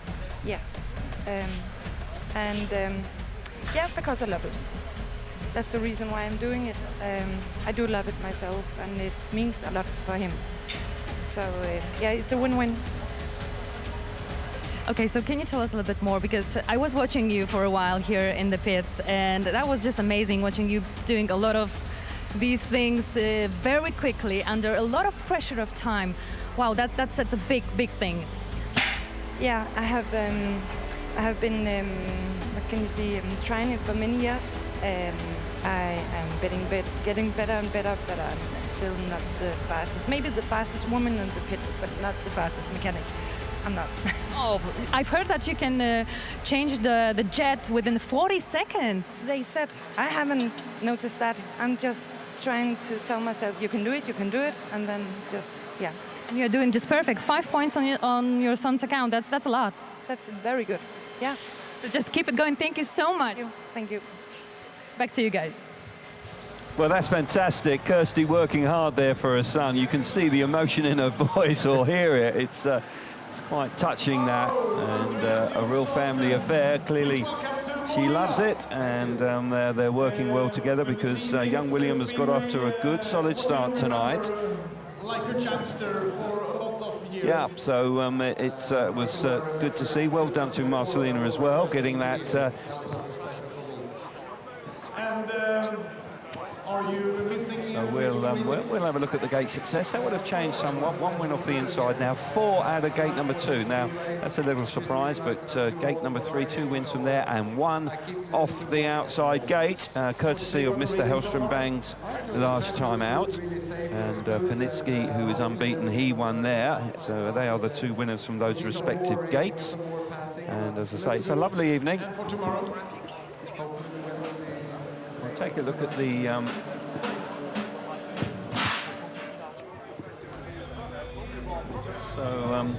let's have a look at the next 4 races. This is heat 9 through to 12. This is the 3rd ride for every rider. Hellström-Bängs is out again in heat number 3. Heat number 9, excuse me. Mathias Pollestad on 3 points, needs more. Good race that, actually, with Krawczyk in there as well. Francis Gusts, whoa, heat number 10. Tough one. That should be quite exciting. And then Parnicki off the outside gate in heat number 11. An opportunity then for him to get into the semi-finals with another race win. Yeah, for sure. He would, that'll settle him right down with 3 race wins if he could do it. But for me, heat 10 is the pick of the bunch. Francis Gusts, Drejer race winner, Henriksson race winner. It's Przyjemski thrown in there as well. Yeah, nice one. Very competitive, that one. Does indeed. So track grading going on. We're enjoying the evening so far. Racing hasn't been out of the top draw, as we say, but nonetheless it is gently building up. Wonder Wheel is out there, that's spinning around, that just fluffs up the surface, trying to generate a little bit more grip for the riders to chase, particularly up on the banking. This is quite a wide track, over 16 metres deep in the corners, Chris. And if you can utilise it, and with the banking, you can generate lots of speed. Yeah, of course, because it's so wide that when you get there, you've got to have the extra grip to make it worth travelling the extra distance. But, you know, if it's there, then it's very effective for sure. Atmosphere building nicely. Not a huge crowd, but an enthusiastic one, that's for sure. As I say, this is combined with the Senior Grand Prix tomorrow night. Equipment just beginning to leave the track, so we can get on with heat number 9. And we'll see Mathias Pollestad for the 3rd time. Now, he's been up and down tonight. He's had a win and a last. He'll be looking to try and get back to winning ways here with the inside gate, but he's going to be up against it. He's got 2 fast men who won last time out, in Hellström-Bängs and Krawczyk. Certainly those 2 lads will be feeling much more confident coming out for their 3rd ride now. So for Pollestad, who is quite a rider that a lot of people think has got a bright future, so we'll be keeping an eye out for him here on the inside gate. Finished 6th in last year's championship. Yeah, it faded away, didn't it? Yeah, it faded away after a really promising start. Needs to just keep it going here. Needs to bounce back this time. A little bit of maturity needed and focus. Here we go then, the lineup for heat number 9 is with us. Mathias Pollestad off the inside in red. Alongside him in gate number 2 in blue is Philip Hellström-Bängs, spectacular last time out with a win. Gate number 3 in white is Jakub Krawczyk. And off the outside is Casper Henriksson in the yellow helmet colour, who was better last time but needs to build on that now, but it's a tough race. Yeah, it's a tough race. Didn't seem to be carrying too much speed, was riding a bit defensively, but Hellström-Bängs made it from gate 4. He didn't make the best of starts, but he just had a really nice run around the outside, had a game plan right from the get-go, and it worked very well for him. Let's see what he can do now off gate 2. Gate 2 is the best gate, and it's fallen nicely for him. He can back it up here, go back-to-back race wins. He'll be full of confidence, that's for sure. Adrenaline will be going now. Struggled in his first one. It was a bit slick. He was riding high and wide, but it just wasn't working for him. But that last time, stunning move on the opening lap. Just tends to make me dizzy, this camera. This one on the start marshal, I find it quite difficult to look at. Here we go. That was a forwards, up and down. Here we go then. Heat number 9. Back on with the racing. Tapes up. Roaring into the first corner. It's all about the inside gate there, and Pollestad a little slippery where the water's gone down, but he holds on. Down the back straight they go. Hellström-Bängs coming into second place. Court is very greasy going into turn number 3. Krawczyk around the outside. Yeah, oh, crikey, he gets Hellström-Bängs just literally rode across in front of him. He's high and wide, he's coming on to Pollestad now. Yeah, I think he's learned from Krawczyk when he came around the outside, and there is some speed out there now. They put the water down. Oh, look at that. Easy. Absolutely fantastic ride from Hellström-Bängs. He made about 25 yards in one corner. Brilliant ride. There he goes out in front. Pollestad just a sitting duck, as it were, on the inside where it was really wet and greasy. Out high and wide. Hellström-Bängs figured it out. Got up on the banking. Look at that. It's pulling their arms off coming out of turn number 2. It is indeed. Into the final corner on the final lap, and Hellström-Bängs goes back to back. Wins heat 8 and 9. Leads the Grand Prix. He's loving it now. And it's not a surprise. He's been riding at this level for some time. It's his final opportunity for gold at under 21 level. And Hellström-Bängs wins in style again. Brilliant ride from him. 3 points out in front. Mathias Pollestad, the fast starting Norwegian, ends up in second place, 2 points. And Krawczyk in third, 1 point for him. And Casper Henriksson, disappointment for the Swedish rider, failing to score. But for Hellström-Bängs, being sent off to the scrutineer's tent, I think. But this was great stuff. Yeah, it was actually the rider in white here, Krawczyk, that's really sort of starts the trend here in this race by trying to go around the outside of Hellström-Bängs. Hellström-Bängs looks across his right shoulder just as they leave it, moves straight to the outside, and you can see how quickly that the pole there had to get off the gas, almost going over the handlebars. He gets off the gas so quickly. But Hellström-Bängs then, he just moves to the outside, and the ground he makes up on Pollestad in one corner is unbelievable. Look how he enters that corner, off the berm by the fence there, shoots him into the corner. It's a beautiful ride from him, really has got the bit between his teeth now. Yeah, but it was racing brain there in gear. He figured it out that the dirt was up there. Where they'd used the wonder wheel, you can clearly see how much dirt's out that they've created. And it's got the moisture in it now, so it's working. Yeah, and it was greasy on the inside, grippy on the outside. That's where you needed to be. And he got there first. Coming into turn number 3 in the opening lap, they were all over the place. It was a bit greasy, but that man moving on to 7 points out of 9 from his 3 rides so far. Point or 2 away from the semi-finals. Big number 10. Good looking race here. Line up for you is Francis Gusts on the inside in red. Wiktor Przyjemski, gate number 2 in blue. William Drejer, winner last time. Heard from his mother just prior to these races getting underway. Gate number 3 in white, and off the outside, Mikkel Anderson in yellow. Well, where's he going to go in the first corner? Round the fence, I suggest. I think so. I think it's going to be I think all these guys will have been watching that that last heat, and they'll be thinking, right, got to get to the dirt. Oh, into the tapes. Long pause there. Drejer, disaster. Disaster. What a shame. Well, I say disaster. It's not. That's overstating it. It's a real disappointment. He'll feel that way right now. Yeah. But he's on 5 points. He's on 5. He's got a couple of rides to come. He can still make the semi-finals, but this has made it harder. All on his own. He's just taken a guess at it. Hasn't worked. The bike's moved forward a little bit more than he wanted. Long pause. Yeah. Just got nervous, didn't he? Yeah, he did. And I guess it's gate 3. He knows it's the worst gate, particularly after a track grade. I guess if you're going to do it, you've got to do it in style, and he certainly did that. You know, he just tore them to pieces. I'm having these tapes. I'm taking them away with me. So the exclusion light on. So he is out, and we will see Sammy Van Dijk for the first time this evening as the replacement rider, as a reserve rider. So he'll come in, and there'll be a short pause while riders just refuel and cool the clutches down. It was unfortunate for young William there. Just having a chat with his mum, Marcelina was. Lovely interview, but unfortunately, William just a little eager there. When you get those long pauses, just explain as a rider how that feels. To me, when it happened to me, it felt like an eternity. Yeah, and it's probably even more difficult now because they've got the random start device, which actually does the pause between the green light coming on and the tapes releasing automatically, and it picks and chooses how long they will be. And they're generally they're similar, but they're not the same. In the old days, certainly when we were riding, you could almost guess a referee. You can't do that now because they are a little more random than a referee naturally would be. So you get that long pause, that exceptionally long one, and he just got impatient, just felt they've got to go, and they didn't, and he did. Happens to us, to the best of us. And there's no doubt that he will live to fight another day. He has 2 more opportunities. Young William Drejer, who will see him in heat number 16, but he'll just have to dust himself down and refocus. And it gives an opportunity for young Sammy van Dijk here to come out for his first ride of the evening. Mathias Pollestad on the inside. He's in the red helmet colour. Wiktor Przyjemski, gate number 2 in blue. Sammy van Dijk out of gate number 3 in white.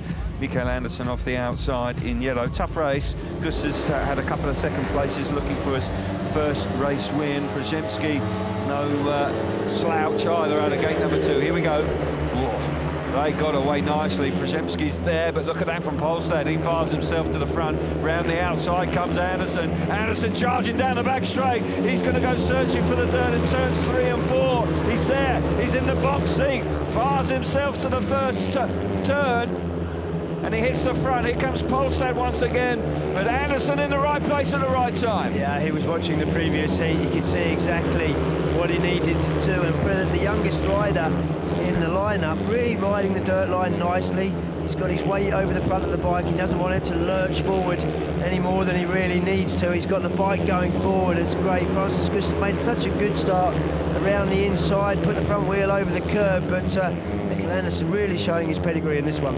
Just now coming under all sorts of pressure from Przyjemski. Przyjemski almost running in the back of him, diving up the inside. Andersen's got it in the bag. There's a battle for second and third. The run to the line. Yes, he's got there, the Polish man. Przyjemski snatching second place as they charge to the checkered flag. Andersen going great guns again.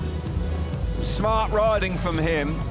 Got himself on the outside in the dirt and utilised it perfectly. 3 points for Andersen. Second place is Przyjemski, coming on strong there to get the better of Francis Gusts, who gets relegated third place. 1 point for him, and Sammy van Dijk in his first race of the evening fails to score. But for Mikkel Andersen, well, he'll be chuffed to bits with this. Gate 4, not always ideal here. No, and he makes a good lurch forward. The bike jumps off the start line, but he looks like he's going to make a cutback. Then he changes his mind, goes across the corner, gets to the dirt line, and look at the advantage that he gets. That dirt line really is working exceptionally well there. Francis Gusts will be kicking himself that he didn't actually win that race down on turn 3 and 4 to that dirt line, because he's carrying plenty of speed. But Mikkel Andersen moved himself now onto 8 points. Fantastic start to him, for him, and he'll be really, really pleased with that. Look at that move there on the race down to the line from Przyjemski. He meant that, didn't he? Yeah, he nearly ran in the back of Gusts coming out of turn number 4 on the final lap, but here you see it coming out of turn 2. This is turn 4, straight across in front of him. Excuse me, I want 2 points, and he got them. And he moves on to 6 points out of 3 rides. Gusts was actually looking for him coming into the corner, and he kind of was his own mistake. He was looking for him. He thought, OK, you're going to come from the outside. He moved out, and he'd cut back. Number 97. Mikkel Andersen leads the Grand Prix. 8 points out of 9. Fantastic.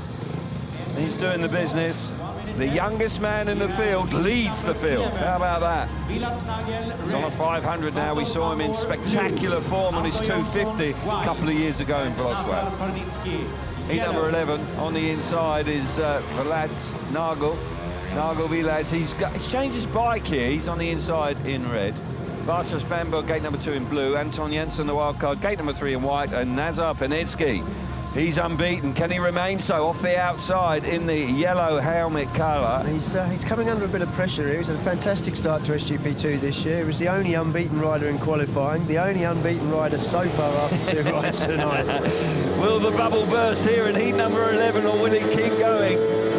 Mikkel Andersen is bringing it to him. We're taking a look at this start from the drone. It's gate number 2 once again. Bańbor fires himself to the front. Down the back straight they go, and Parnicki using the grip on the outside. Charges, look at this off turn number 4. It's just going to roar down the start and finish straight. Superb first lap. Generating so much speed around that first turn. Look at the bike, every time it touches the slightest bit of dirt, they're roaring up the inside. Nagel, great ride from him. Bańbor now being relegated to 3rd. But look at the lead that he stretched after a couple of laps. That bike and him working in harmony, really doing everything right. I'm very impressed by Parnicki. Parnicki from the Ukraine, going great guns here in Sweden. Målilla in the opening round of the SGP2 series. He's got this one in the bag. Villads, Nagel coming through in the 2nd place. Handy ride from him, Bańbor being relegated to 3rd. But this man has been unstoppable so far, and he's in the semi-finals. 9 points will be enough. 3 race wins, unbeaten. Spectacular stuff. 15-point maximum, as you rightly said, in Ludwigslust, in Germany, northeast Germany. Coming into Sweden, Målilla, first round of the SGP2 series. He picks up 3 points out in front. Villads, Nagel, 2nd place, 2 points. Bańbor back in 3rd, 1 point for him. And Anton Janssen, the wild card, having a disappointing night, failing to score for the 3rd time. But for that man, the absolute opposite. Yeah, once again, electric away from the start. Parnicki really does make a decent job of it from gate 4. Then he rides across the corner into the dirt, and the bike just hooking up beautifully. I think young Bartosz Bańbor would have wondered where he was coming from. He's carrying so much speed, and we can see there impressive move from Villads. Nagel up the inside on Bańbor as he goes backwards, but meanwhile Parnicki is just pulling away with every single lap. Really is impressive. It is indeed. And he leads on 9 points, and he's doing a fine job. Clean as a whistle. Look at that Kevlar suit. Pristine, and that's what happens when you're out in front. You haven't pulled a tear off all night. Speedway's easy. Until the mechanics love it too when the bike's nice and clean to work. Indeed, they do. Going along very nicely indeed. So, heat number 12 is with us. This will complete the 3rd block of races. Riders needing points here. Leon Flint being one of them. He's going off the outside, but on the inside, in the red helmet colour, is Szostak, Sebastian. Having a poor night. Inside gate, red helmet colour. Bastian Pedersen looking for more. Gate number 2 in blue. Jesper Knudsen. Change of equipment here. Change of bike. Gate number 3 in white. And off the outside, Leon Flint in yellow. A race win here is going to be vital for all of them. Yeah. You put it, particularly Pedersen. Pedersen doubles his score here, gives himself a chance at the semi-finals. Got beaten up last time, had a good start, but ended up in 3rd place. Rode a little naively through turns 3 and 4. Can't do that. Can't do that again. No, left far too much room on the inside for Francis Gusts. But yeah, as you say, Kelvin, each one of these 4 riders know that a decent race here with a race win will give them a chance with a couple of rides to come. Indeed. Number 12, pressure on then. Got to make it work now. Middle part of the meeting. Here we go into the first corner. Man on the inside there, Szostak. That's the best start from him. Fires himself to the front, has a sneaky look over his shoulder. Here comes Leon Flint round the outside. He's in the grip. Oh, he had almost too much grip. Nearly ran in the back of Szostak. Really tight as they enter turns number 1 and 2 for the 2nd time, with Knudsen now coming on strong into 2nd place with Pedersen at the back. Good Speedway race out in front. Yeah, great race, swapping lines on every corner. Knudsen was making the inside work quite nicely. He's now turned his attention to the outside. Doesn't look quite so confident out there, but I'll tell you what, he's just reeling in Szostak, who's in looking for his first points of the night. Leon Flint, I thought, was going to have the opportunity on the opening lap. He got himself into the dirt line quicker than anybody else, but he just wasn't able to make it work. Now, Leon just got himself out of shape in the dirt there, dragged his arms out, and he got out of shape. But now it's settled down nicely, and Szostak is beginning to show us what he's all about. First points of the evening, and it's a fine win. And that can turn your night around. He's got 2 more races to come. A win and a 2nd might just be enough. Just gives his bike a bit of a pat on the way back to the pit area. Off the inside gate, came under pressure, but held on out in front. 3 points for Szostak, very handy indeed. Jesper Knudsen, best race for him for a while. 2 points in 2nd place. 1 point for Leon Flint, who's had 3 third places. So there's a position after 3 rides each. Parnicki leads on 9 points. Anderson in 2nd place on 8. Hellström-Bängs 7. Przyjemski 6, Pollestad 5, and we've got 4 riders on 5 in truth, including Francis Gusts down to 9th place. So it's wide open there for the semi-final spaces, but for Parnicki, he is the man on a mission here tonight. Yeah, once again, unbeaten. Very, very impressive. But nice to see Sebastian Szostak open up his SGP2 points with a race win here. Lovely start off the inside, doesn't move out, just moves sort of mid-track just to get a decent exit from turn 2. And Leon Flint, as I said, he got to the dirt line here, he gets pushed out wide, he says, okay, I'll stick with it, he's out in the dirt. Doesn't generate quite as much speed as we've seen 1 or 2 riders in the previous races making, but again, he sticks to the outside. I thought he was going to get a run there. Looks a little nervous. You watch a little pensive on the bike, yeah, not just letting it rolled the flow. motor off. He didn't really attack it. I think he's just not quite as comfortable on the bike as he would like. Yeah, and Knudsen making the inside work. Thought he was going to stick to that tack, but then he realised that all the speed was on the outside. Had a look at the outside, but a bit like Flint, didn't seem to do it with a lot of sort of flowing confidence, really. But for that man, Szostak off the inside gate, his first points of the evening, and with 2 races to come. I'm not sure he's on 7 points, but he's on 3 points. There we are, that's the right graphic. He's got a gate 2 and a gate 3 to come. Needs, if he wins the next 2, he'll be in. But 8 points is often enough. He's given himself a lifeline after winning heat number 12. An extended grading break generally after heat number 12. We'll have some more reaction for you with Målilla down in the pit area very shortly.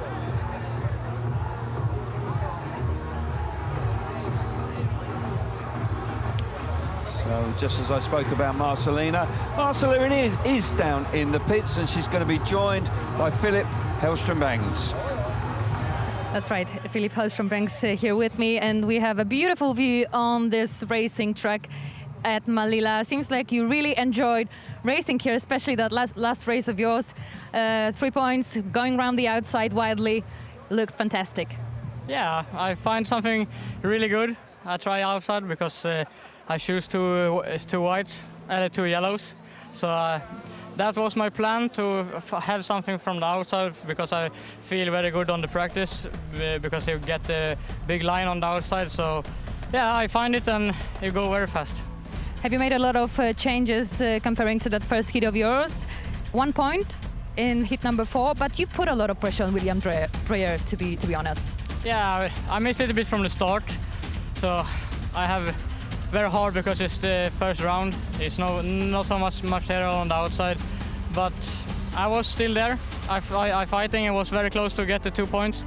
So I didn't change anything, so I go the same setup like from the first heat. That's interesting. Well, you're one of those riders who just love racing when the conditions are not easy. You like tougher tracks, am I right? Yes. We had a little bit of rain today here in Målilla. Yeah, we have a little bit of rain after the practice and qualification. And I say to the boys, I think it will be very good, because I think now it's going to be a tough track, and they say to me also, yeah, and this is normal what you like, so it seems like I like it now. Looks really, really good. Well, last one question. I don't want to put too much pressure on yourself, but this is the last chance for you to get Speedway Grand Prix 2 gold medal. How are you feeling about that? That's what I like, to have the pressure. So I think I will do everything what I can to be the world champion. Thank you so much and good luck. Thank you. Back to you guys. Thank you very much, Målilla, and no surprise at all to hear the confidence in the voice of Hellström-Bängs. He's riding well.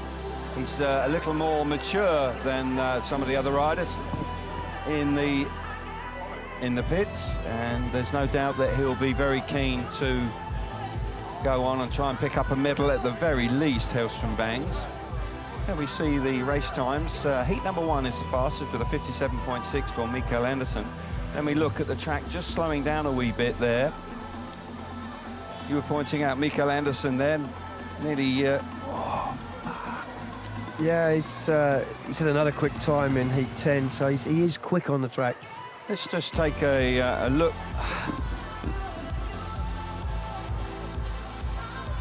Take a look at what we've seen so far.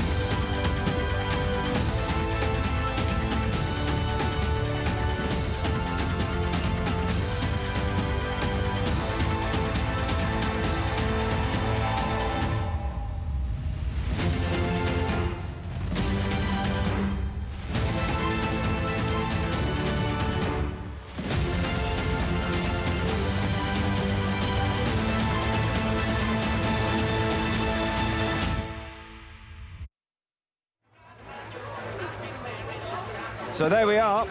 There we are. That's what we've seen so far this evening. Terrific stuff, I must say. And Mr. Parnicki leading the way on 9 points. There you can see as we look down there on the SGP4 track, there will be the SGP4 World Final effectively tomorrow at midday. We'll bring you the result of that. Next 4 races to look forward to. Leon Flint desperate for a win.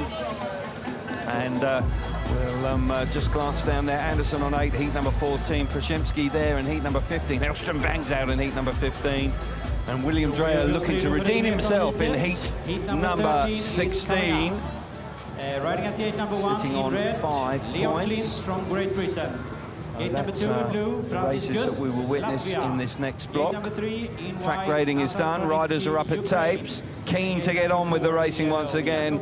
Interesting looking race this one. Parnicki's out again, unbeaten so far. He's going to go out of gate number 3. Can you continue on? Unbeaten in the qualifier just a week ago, unbeaten so far this evening. He's in dreamland right now. Line up for you then for heat number 13. Leon Flint off the inside in the red helmet colour. Francis Gusts, gate number 2 in blue.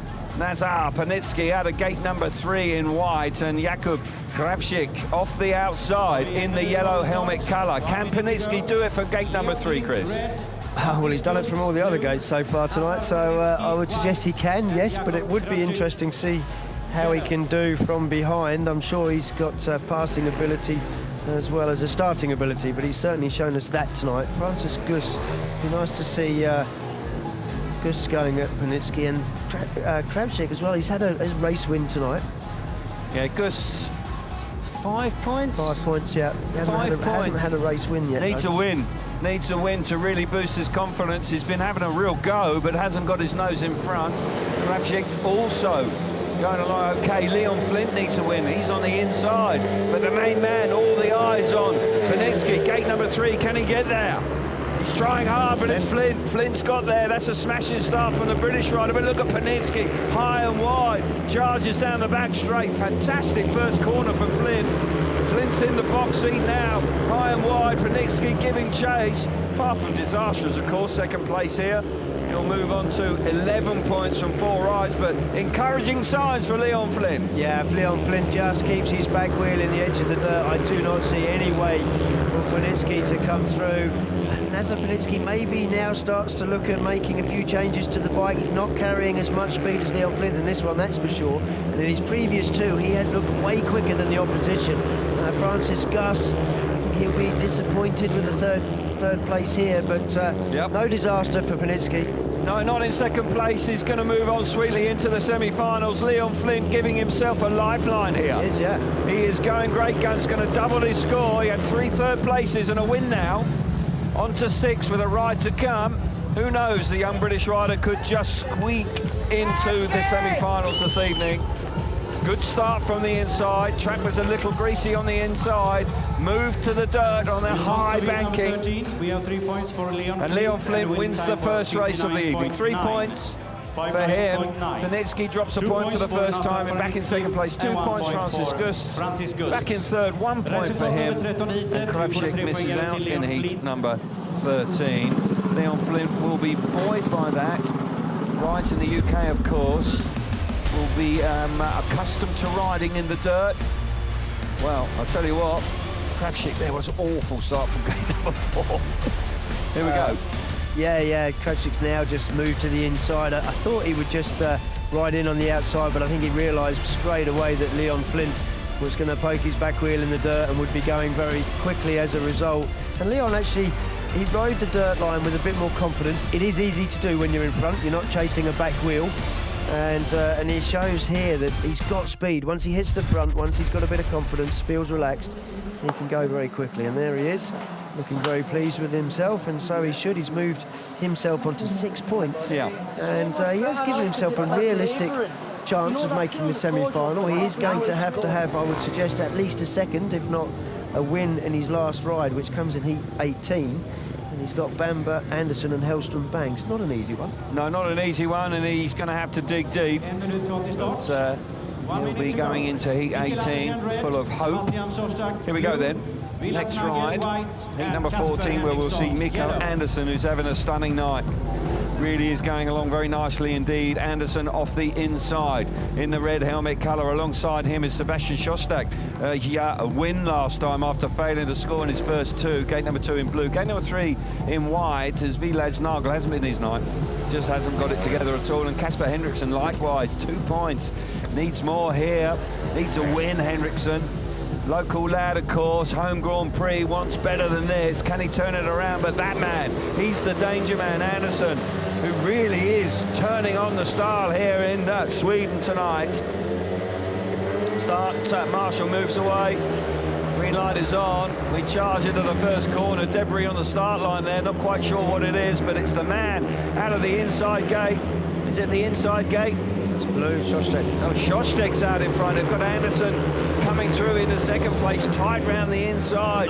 In the wide inside, there's Nagel going great guns as well, but Szostak, he looks like he's set for another win now, turning his night around. He certainly is. It'll be back-to-back wins for him, and Andersen now, he's got himself stuck on the outside, not taking full advantage of it because he's got a rider in front of him every corner, and that's allowed now Nagel up the inside. Another great one for Nagel. He got himself in second place last time out, chasing back wheels, and Mikkel Andersen, he's got to go out wide, he's got to go as fast as he can to get past Nagel.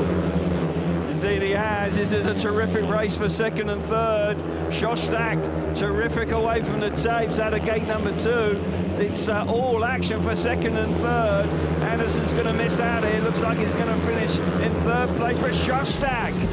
Back-to-back race victories. What a turnaround that is. Failed to score from his first 2 outings.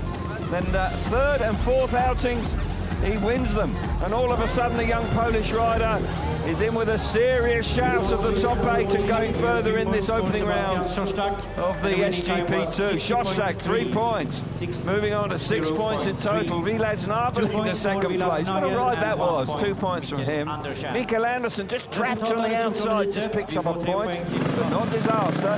He moves on to 9. But that man, what a turnaround. Yeah, he's had a couple of race wins now, and he's, as we can see there, the chain guard of Villads Nagel falling off before the race starts, so no protection there. I'm not sure if that's an infringement of the rules, probably not, but it's the man Szostak that hits the front and doesn't look back. Now Mikkel Andersen showing a little bit of inexperience. He goes tentatively into the dirt there, doesn't seem too confident as he rides out. And Nagel on the inside, he got himself into second place in his previous race after a couple of last places. And you can see there, Mikkel Andersen doesn't look confident out in the dirt line. Bike's pulling really hard, and he's having to get off the gas. And Nagel now just enjoying himself on the slick stuff on the inside. There, chasing back wheels, almost collects Szostak, who goes for his second race win of the night. Krawczyk was impressive there. It was pretty wild behind him, but nonetheless, look at that. Turn his fortunes around. One ride to come in heat number 19. Can he then? He's going to need 2 points, I would suggest, with a couple of race wins. That might just be enough for the semi-finals this evening. And that would be quite remarkable when you consider he must have been literally at desperation stakes after failing to score in his first 2 races. So fair play to them. They didn't throw the towel in, and they're in with a shout of a semi-final tonight. Heat number 15 is with us, and we'll see Hellström-Bängs again. He'll go from the inside in the red helmet colour. Anton Janssen, not his night. Gate number 2 in blue. Jesper Knudsen. Gate number 3 in white, and Wiktor Przyjemski off the outside in the yellow helmet colour. Przyjemski needing a good ride here to secure his semi-final. Gate number 4, not easy, but the dirt's high and wide. Can he utilise it? Hellström-Bängs will be the danger man on the inside gate. Yeah, won his last 2 outings, and says he's enjoying what he called a trickier track. I don't think it's that tricky, but he loves that dirt line around the outside. Indeed he does. Here we go then. Green light is on. God, another long pause. Got to say, they come charging into the first corner. Hellström-Bängs literally throws the bike at the first corner. Around the outside is Przyjemski on the back wheel, charging into second place. Hellström-Bängs hanging off the motorbike with Przyjemski now really pushing him hard as they charge into the second lap. But Hellström-Bängs setting on now round the outside. Could well be his 3rd win of the evening. Przyjemski, they've obviously done a fair few changes in the pits because that bike really is quite violent to ride by the looks of things. That opening lap, every time he touched a bit of dirt, just wanted to take off. Hellström-Bängs just looking across, looks quite comfortable on the outside there. Now he's switching his attention to the inside. I think he realises that if that's where the attack is going to come from, he doesn't need to take a risk on the outside. Although, two different corners, interestingly to watch. Turns 1 and 2, he feels that's the fast place to be, but I tell you what, I'm not sure it is. Comes down to turns 3 and 4, he's on the inside. He had to ride defensively on the charge to the line, very nearly threw it away. Oh, that got awfully tight at the final moment there on the run to the checkered flag. Hellström-Bängs just indecisive there. Well, he started to worry more about what was going on behind him, didn't he? He did indeed. And it got awfully close as they came to the conclusion with Przyjemski coming on so very strong in second place, but Hellström-Bängs nonetheless hung on for his third win of the evening. And that means he's comfortably through into the semis tonight. Hellström-Bängs, who wants to be world champion at this level, it's his last chance. And he's on 10 points, so he's comfortably in. Let's watch this again, because this was a race of two halves. Looked like Hellström-Bängs was going to have it comfortably, but in truth, at the end of it, far from it. Yeah, look at the violent reaction to the dirt line there. The rider in yellow, Przyjemski, just as he's riding a rodeo there.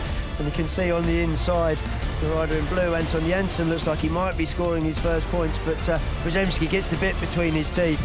And he first of all, he starts his attack on the outside, then he moves to the inside, then Hellström-Bängs begins to feel his presence and doesn't know where to ride. He's one corner on the outside, one corner on the inside, and they got awfully tight as they came to the finish line there. Indeed it is, but Hellström-Bängs hangs on out in front, 3 points for him. Przyjemski back in second place, and that man now moving on to 10 points into the semi-finals. Loves the pressure, he says. Loves the slightly more challenging track. And despite nearly throwing it away, he hung on and picks up his third consecutive race win of the evening. Riders are back up at tapes for heat number 16, which will complete fourth block of heats, and it's taking shape very nicely now. And we've got riders here again. Bastian Pedersen, not the night he was looking for. William Drejer now looking to bounce back this time. So Bartosz Bańbor off the inside, needs a win here. That would be very handy. Inside gate in red. Mathias Pollestad likewise, gate number 2 in blue. Bastian Pedersen, gate number 3 in white, and William Drejer, after being excluded last time with a warning, off the outside in yellow. Pressure on for all 4 riders here. Still a chance. Can't throw the towel in. Very competitive. Off the inside there, Bańbor absolutely nailed it to the first turn. Here comes Pedersen. No, the way is blocked there by Pollestad, hanging on in second place. And Drejer, unfortunately for him, off the outside, trying to creep into third place. But Bańbor from Poland, off the inside, looking good. Looking very good out front, and Pollestad there wise to the cutback of Pedersen as they go down to turn 3 on the opening lap. He cut that one straight off. We can see Drejer now putting a lot of pressure on Pollestad in second place. He's Pedersen, that's actually allowing Pedersen with a free run around the outside. Now Drejer very quickly mid-corner changing his attention to the outside. It's all getting quite tight here, but Bańbor out front, another decent ride for him. Super ride out in front. William Drejer working hard in third place, needs more points though. Pollestad not quick, riding all over the place. Pedersen's out of it, but this man out in front, another lifeline, another chance for a semi-final. He's there, and he wins number 16. Heat number 16 goes the way of Bartosz Bańbor, new to the series, new to us. And that was an encouraging ride from him. Smart, wasn't all of a sudden that dirt line is too wide, and they were all hugging it around the inside. Track's gone pretty slick as well. 3 points for Bańbor. Mathias Pollestad back in second place, 2 points. William Drejer working hard, but just 1 point there. William Drejer moving on to 6 points, 11 for Parnicki. Hellström-Bängs on 10. Mikkel Andersson back on 9, then Bańbor on 8. Handy win for Bańbor. Przyjemski likewise, 8 points there. Pollestad there hanging tough on 7. Szostak, what a turnaround for him on 6, and Drejer on 6. Leon Flint with a lifeline as well. It's tight. This last 4 rides is going to be hugely important.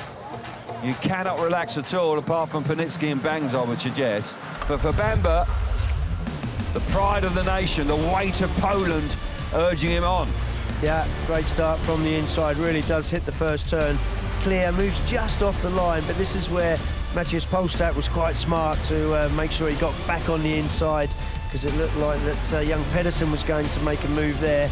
Shows a little bit of inexperience as he dashes into turn 3, moves out wide and allows William Drejer up the inside for a vital point for him, as it turns out in the end, because moves on to what's 6. William on 6, yeah, so he gives himself a chance. He's got gate 3 in his last ride, which comes up next in heat 17. Going to need a couple, that's tough. Going to need 2 points minimum. At least, yeah. And he might just make the top 8. I'm going to say Pollestad moves on to 7, just about hanging in there, but there's Bańbor now going along pretty nicely as well. He's had a couple of race wins, that's very useful, and particularly if it gets tight on 8 with an inside gate to come, must have every chance of making his first semi-final at SGP2 level. Poland once again producing plenty of talent at this age group. So we can get some more reaction now. Marcelina dashing around, and do believe that she has found the former 3-time world champion Tai Woffinden. That's right, stars of Speedway Grand Prix are here as well. Tai Woffinden alongside me. Tai, what's the feeling like to be watching it from a different perspective? The other guys are doing the job and you can watch them right now. What's the feeling like? Yeah, it's all right. Obviously, I want to be out there with them, but no, it's good to see some of the boys, especially the younger guys. You know, and just watch them from a younger age, so it's good to see them progressing and making steps. Also, young Bo Bailey's here from Australia, so it's good to catch up with him and have a yarn. And yeah, looking forward to tomorrow. Who do you think is the favorite of tonight? Oh, who knows? We'll see, obviously. I need to ask you also about one aspect. You are known as a very good team player. There were plenty times where you helped younger boys racing with giving them your equipment, etc. Have you had a lot of questions from younger boys, teammates to you with advice, or what should they do to be better? Yeah, for sure. But at the moment, I'm just trying to focus on being better myself. But yeah, look, that's me as a person. I'll help anyone if they need it, and even if they don't want it, I'll still try to help them. So that's instilled into me, and I don't think it'll ever disappear. Can you draw a lot of conclusions ahead of tomorrow, watching this race tonight? Probably not. I would expect Phil would make a complete different track tomorrow. So yeah, we'll get here tomorrow, do qualifying, and see what happens before the race. Good luck tomorrow then. Thank you. Thank you. Yeah, good to hear from Tai, and good to see him there taking interest in the youngsters. And, more into his 30s now. Tai's been around a while, so nice to see him here in attendance this evening. Just had a message from Sweden actually about young Anton Jansson, saying he's the 4th generation of Speedway riders from the family. It's Tommy Jansson also part of his family. So here's the gate stats for you. 5 wins off the inside, 6 from gate number 2, 2 from gate number 3, 3 off the outside. Inside gates coming strong now as the meeting's going through, and most of the points there, you can see 30 points scored from the inside gate, 27 from gate number 2, less points scored, 21 and 18 respectively from gates 3 and 4. I would suggest that's going to be an influence as we get towards the semi-finals with the gate draw. It's been a good night at Speedway. The track hasn't been easy. It's been changeable as well. It's been greasy at times. It's been very grippy at other times. I think the rain earlier today possibly made track preparation a little awkward off the back of qualifying. While we've got time, let's take a look back at heat number 14. We're going to take it from the bird's eye view from the drone, and let's take a look at this, Chris, and see what we think from this perspective. Yeah, Sebastian Szostak going for his 2nd win of the night, started with 2 last places, so he really has upped his game, picked himself up. Mikkel Andersen, this is where he gets stuck on the outside in this race, doesn't go into the dirt with a real lot of confidence, drifts into it gradually. You can tell the way he's positioned himself on the bike, he doesn't feel confident in what he's doing. And that allowed Villads Nagel, who's another one who's upped his game. He started with a couple of last places, then he's had a couple of 2nd places. Probably not enough to find a semi-final spot. Maybe if he could have got ahead there, that was his opportunity with Szostak up the inside, but he got wise to that and nipped that one straight off. Yeah, Szostak turning his night around, you're dead right. Track had changed at this stage. They were hugging that inside now, and that seemed to be working, but whatever they did in the pits with Szostak, all of a sudden they got the bike off the start, and with a chance of the semi-finals coming up. There you go. What a glorious evening it is now. Yeah, lovely. Very different from earlier on when it was pouring with rain. Take a look at the final 4 races before the semi-finals. Heat number 17, everybody has a chance. Got to say, well, I say that, 4 points probably isn't enough. 5 and 6 possibly just. William Drejer needs a couple, I would say. Krawczyk will need a win. Heat number 18 with Anderson on 9, he's looking good. Bańbor looking good. Leon Flint, it's the one under pressure there. Tough race for him off gate number 3. And we'll keep an eye out for that. Can he make it through to the semi-finals after his first win last time? But there's no doubt some of these boys now under a lot of pressure to try and squeeze through. There you see the standings after 4 rides each, with 1 ride to come prior to the semi-finals. It's riders on 6 points that are really going to have to produce the goods in their final ride here if they want to go further in this competition this evening.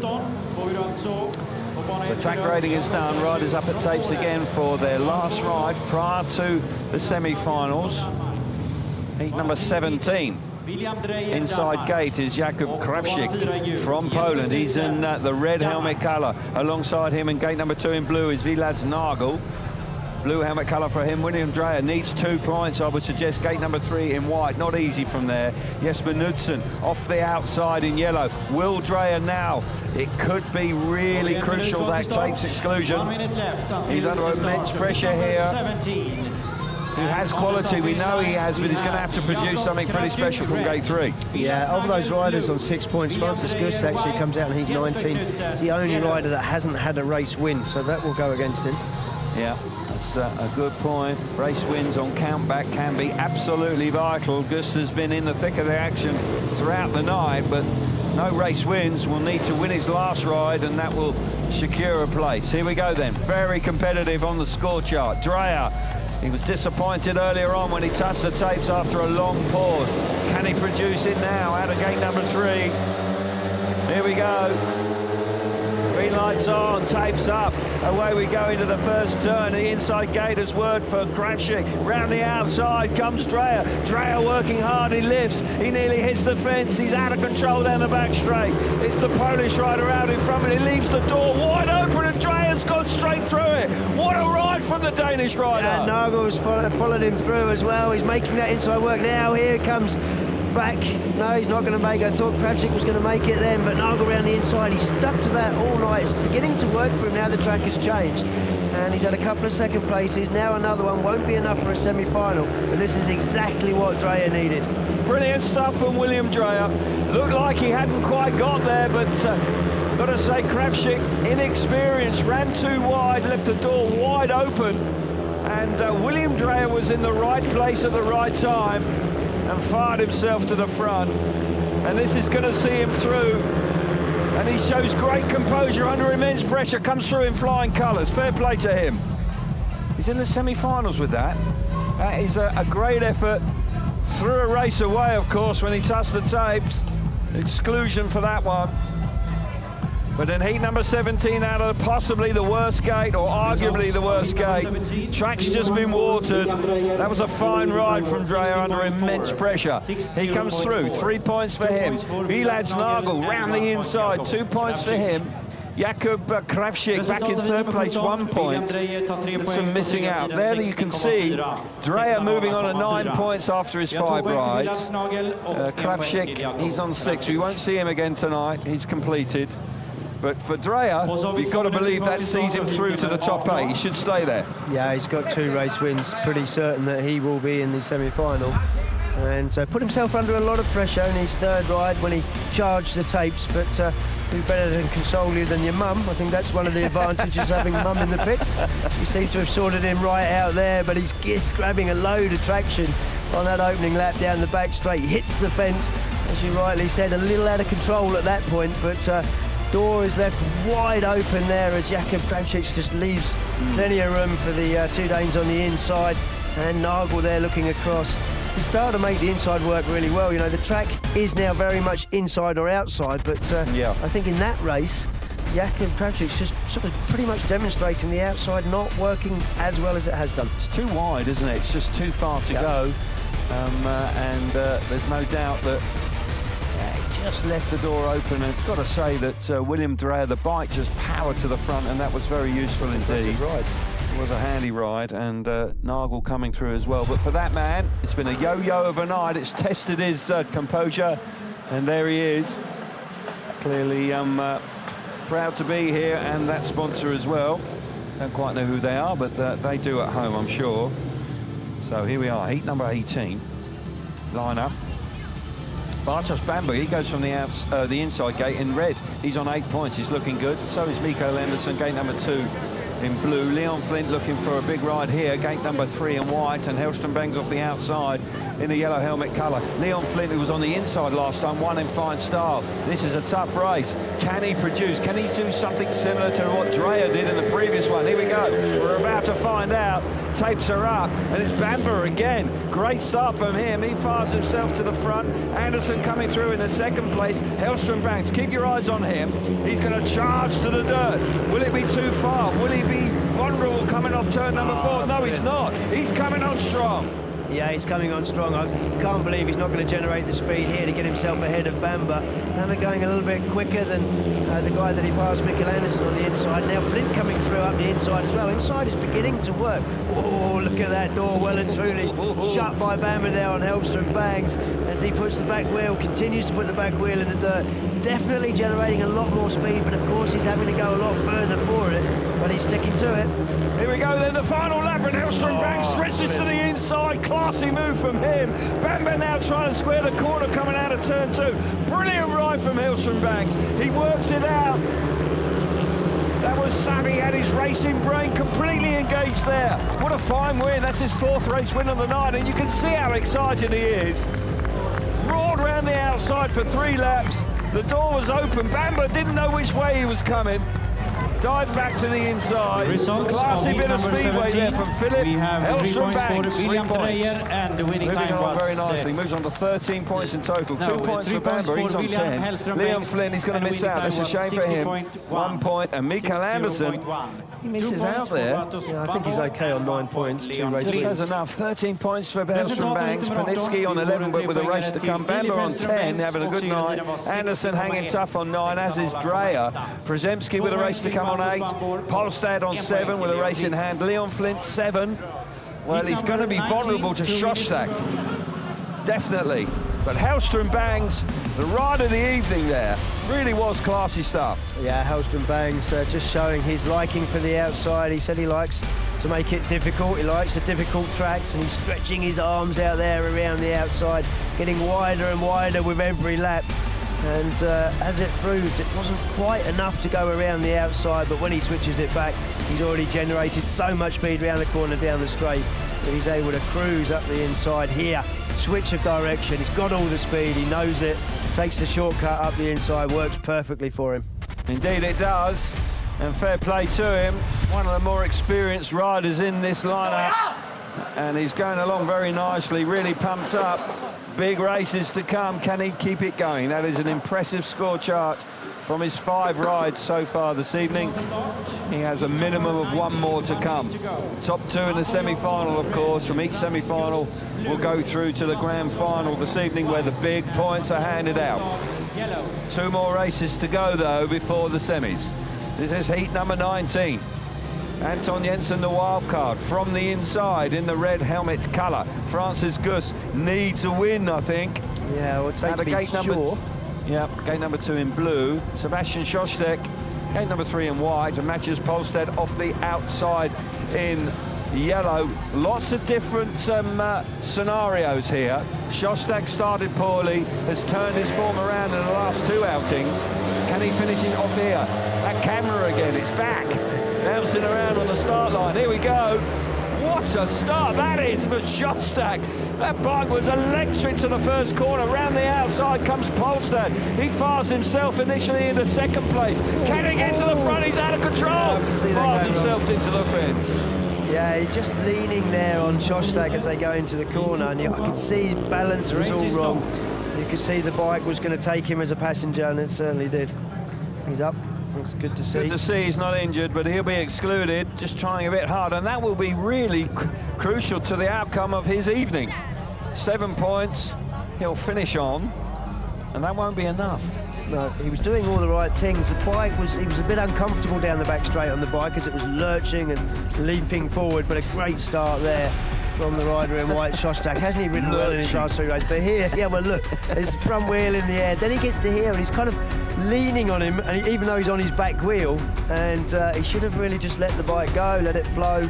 He's uncomfortable, isn't he? He's all uncomfortable, his balance is all wrong on the bike, and yeah, it just goes straight on him in the dirt, so he's excluded, but Pollestad, there's the moment, isn't it? He's trying to lean on him and he's just not there, is he? He doesn't want to go too wide, but he would have been better off just letting the bike go and flowing with it.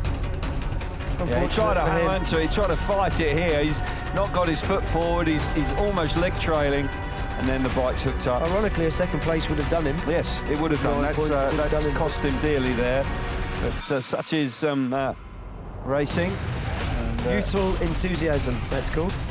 The bike's got away from him. You're running off the slick. The bike there, the back tyre hits the dirt, and as hard as he tried to hang on to that, he was only going to be one winner there. So, Pollestad out.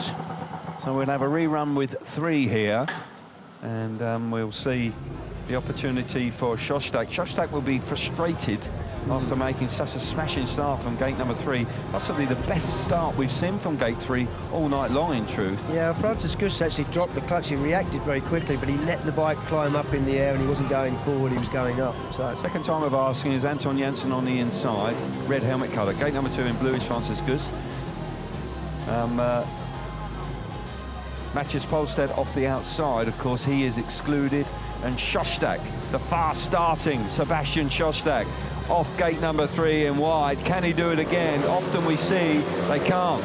They miss out second time. It might be Gusts who takes advantage, or will it be Janssen on the inside? Here we go, into the first turn. And look at that from Szostak. He's done it again. Fair play to him. Round the inside, down the back straight for the first time with Francis Gusts into second place. He's been consistent tonight, Gusts, but hasn't been able to get himself to the front. Can Szostak do the business here and finish on 9? Oh, Gusts going very wide. He's given Janssen a chance up the inside. He's sticking to that inside line, but Szostak, a great start, did all the right things in the first turn, just always getting tight there for the single point. Second place as well.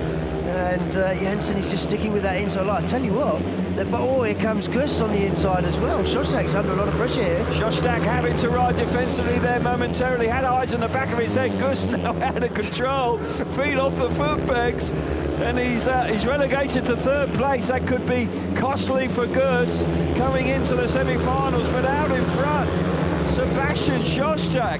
That is a miraculous turn of events. 0 points from 2 outings. Then he wins the next 3. That is fantastic stuff from him. The team will be overjoyed. And out of gate number 3, had to do it twice in heat number 19. We have 3 points for and comes through in flying colours. Brilliant stuff from him. 3 points out in front. 2 points for Anton Janssen, best rider of the night for the wild card. 1 point back in 3rd for Gusts. Gusts threw that away really, just being a bit overexcited. Gusts finishes on 7, won't be enough. Disappointment. Hellström-Bängs out in front. 11 points for Parnicki. He's out in the next race. Bańbor has finished. 10 points for him. Szostak on 9. Brilliant night. Anderson the same. Drejer also on 9. Przyjemski can score more points in heat number 20. He's on 8. And Pollestad on 7. Will 7 be enough? I don't know. Let's see how it works out. But we'll see the replay of heat 19 first. Yeah, Szostak for the second time of asking makes a super start. Goes straight to the inside just to make sure that Francis Gusts can't get up the inside of him and run him wide. Francis Gusts now gets a little bit overcommitted to the outside. Every time he gets to the end of the straight, he's got young Anton Janssen on the inside, so he's not able to get there. He kept trying, and this was possibly his best opportunity to cover that inside off and just stick on the inside of Szostak. But he came under plenty of pressure as the race went on. There, look, he's got that right foot out of the footrest, so actually stopping him turning left into the corner, because of course Anton Jensen won't give up on that inside line. Nice to see the young man finish off with 3 points. I'll tell you what, Pollestad's on 7, he's had a race win. Gusts is on 7, hasn't. Yep. Tight going into heat number 20. Blown it there, hasn't he? He has indeed.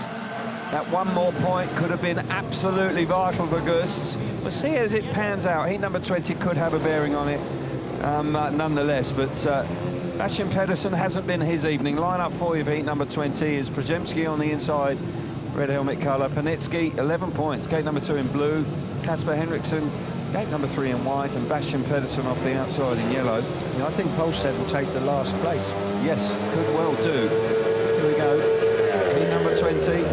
Great style on the inside. Oh, it's clear idea. Przyjemski, they're giving Parnicki a shove into the first turn. Parnicki up the banking. It's tight down the back straight with Pedersen getting involved as well. That could have been nasty there. They could have collected each other. Round the outside, Parnicki coming on strong. Przyjemski's got company out in front. Yeah, he has, and Parnicki doesn't really know where he wants to ride. He knows he doesn't want to leave himself vulnerable there to Pedersen on the inside. He's almost, again, a bit like Gusts. He's got committed to the outside. I think now he may decide that 2 points is more than enough for him. He's already in the semi-final, so he's just deciding now he's going to ride mid-track, take it safe. Henriksson trying to put Pedersen there under pressure, but it's all about the man in front, Przyjemski. This is good for Przyjemski. This is enough for him, take him on to 11 points. Yeah, nice ride from him, and he's looking good out in front. Parnicki coming on strong the longer the race goes on. At the final corner, in the final qualifying race. And Przyjemski coming on strong. Finishes off in style there. That'll be a real boost going into the semi-finals for him. First race win of the night. Yeah, it is. And winning races is what it's all about. And certainly that will be a real boost for him. Second place for Parnicki, 2 points. Yeah, Przyjemski out in front, 3 points for him. Nazar, Parnicki back in second place, 2 points. Bastian Pedersen, 1 point for him in third. And Casper Henriksson, a night to forget for the Swede. Fails to score in heat number 20, but here we see it at the conclusion of 20 qualifying heats. Hellström-Bängs leads the way with Parnicki on 13, but interestingly, Mathias Pollestad makes it on 7. Gusts and Flint missing out. That's how tight it was. Rarely do you see riders get in the top 8 on 7, but tonight we've seen it. Pollestad has a reprieve. William Drejer under pressure on 9. Just look at that. A gap to 9 to 7th. Anderson on 9 as well. Szostak, what a night he has had.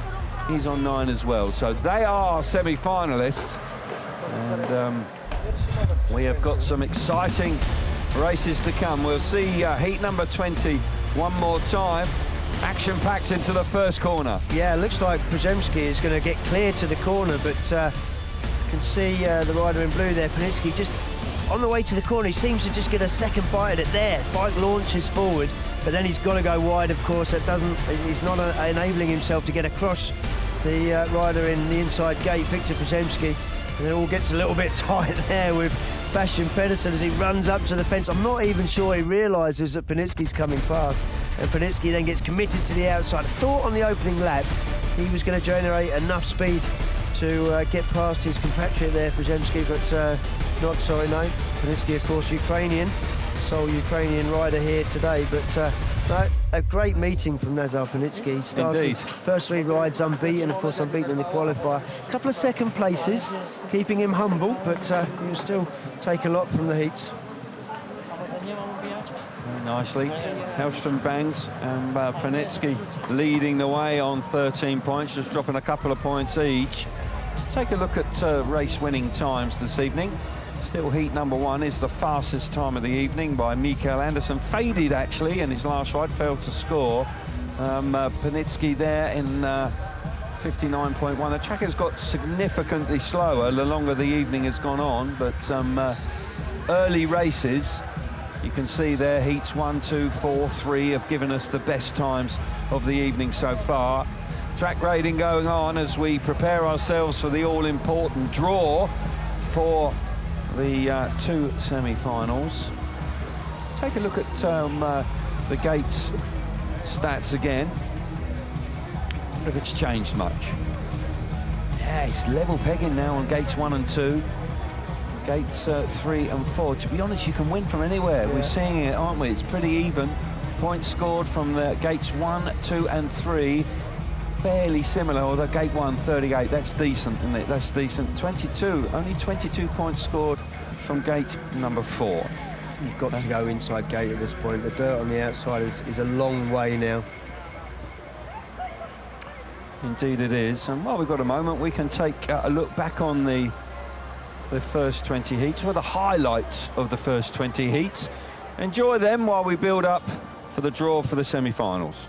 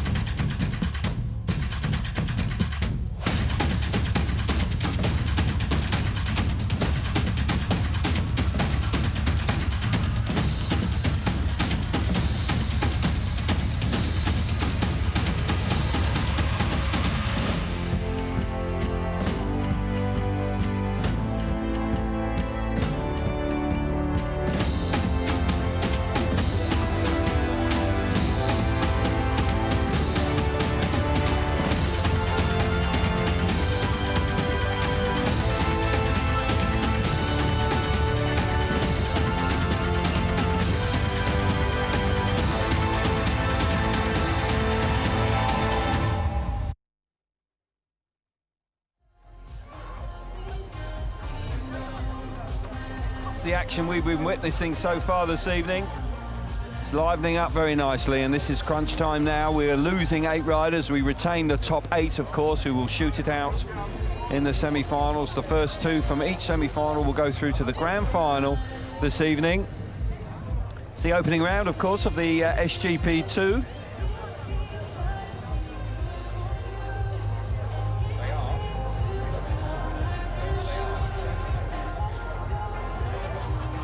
So here we are. This is the official results now after 20 races. Hellström-Bängs and Parnicki on 13 each. Przyjemski coming through nicely on 11, winning his last ride. Bańbor solid on 10. Szostak, miraculous performance from him, winning his last 3 outings.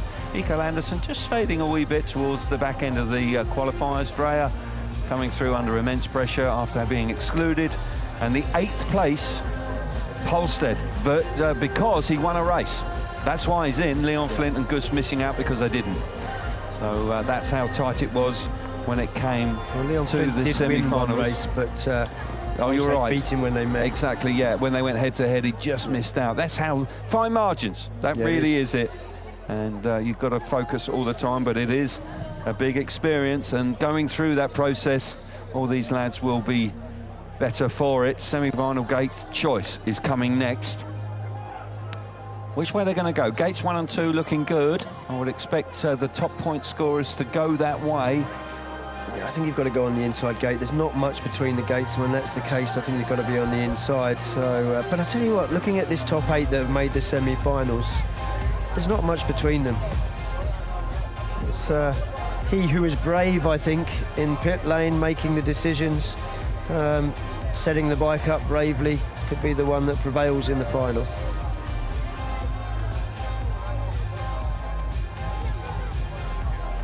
So just a few moments now while riders gather, and we prepare ourselves for semi-final number 1. The riders will be coming forward. Young Drejer is in there for the first semi-final. Bańbor's in it as well. Ladies and gentlemen, now is draw for the semi-finals. So let's make our way down now. Marcelina's waiting for us with the draw for the semi-finals. And that's right, we are ready for gate selection. First to make a selection, Philip Hellström-Bängs. Please select your helmet color.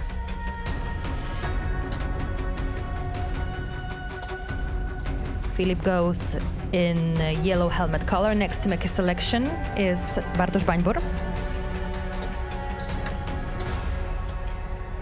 Bartosz go with red helmet color. Next to make a selection is Mikkel Andersen.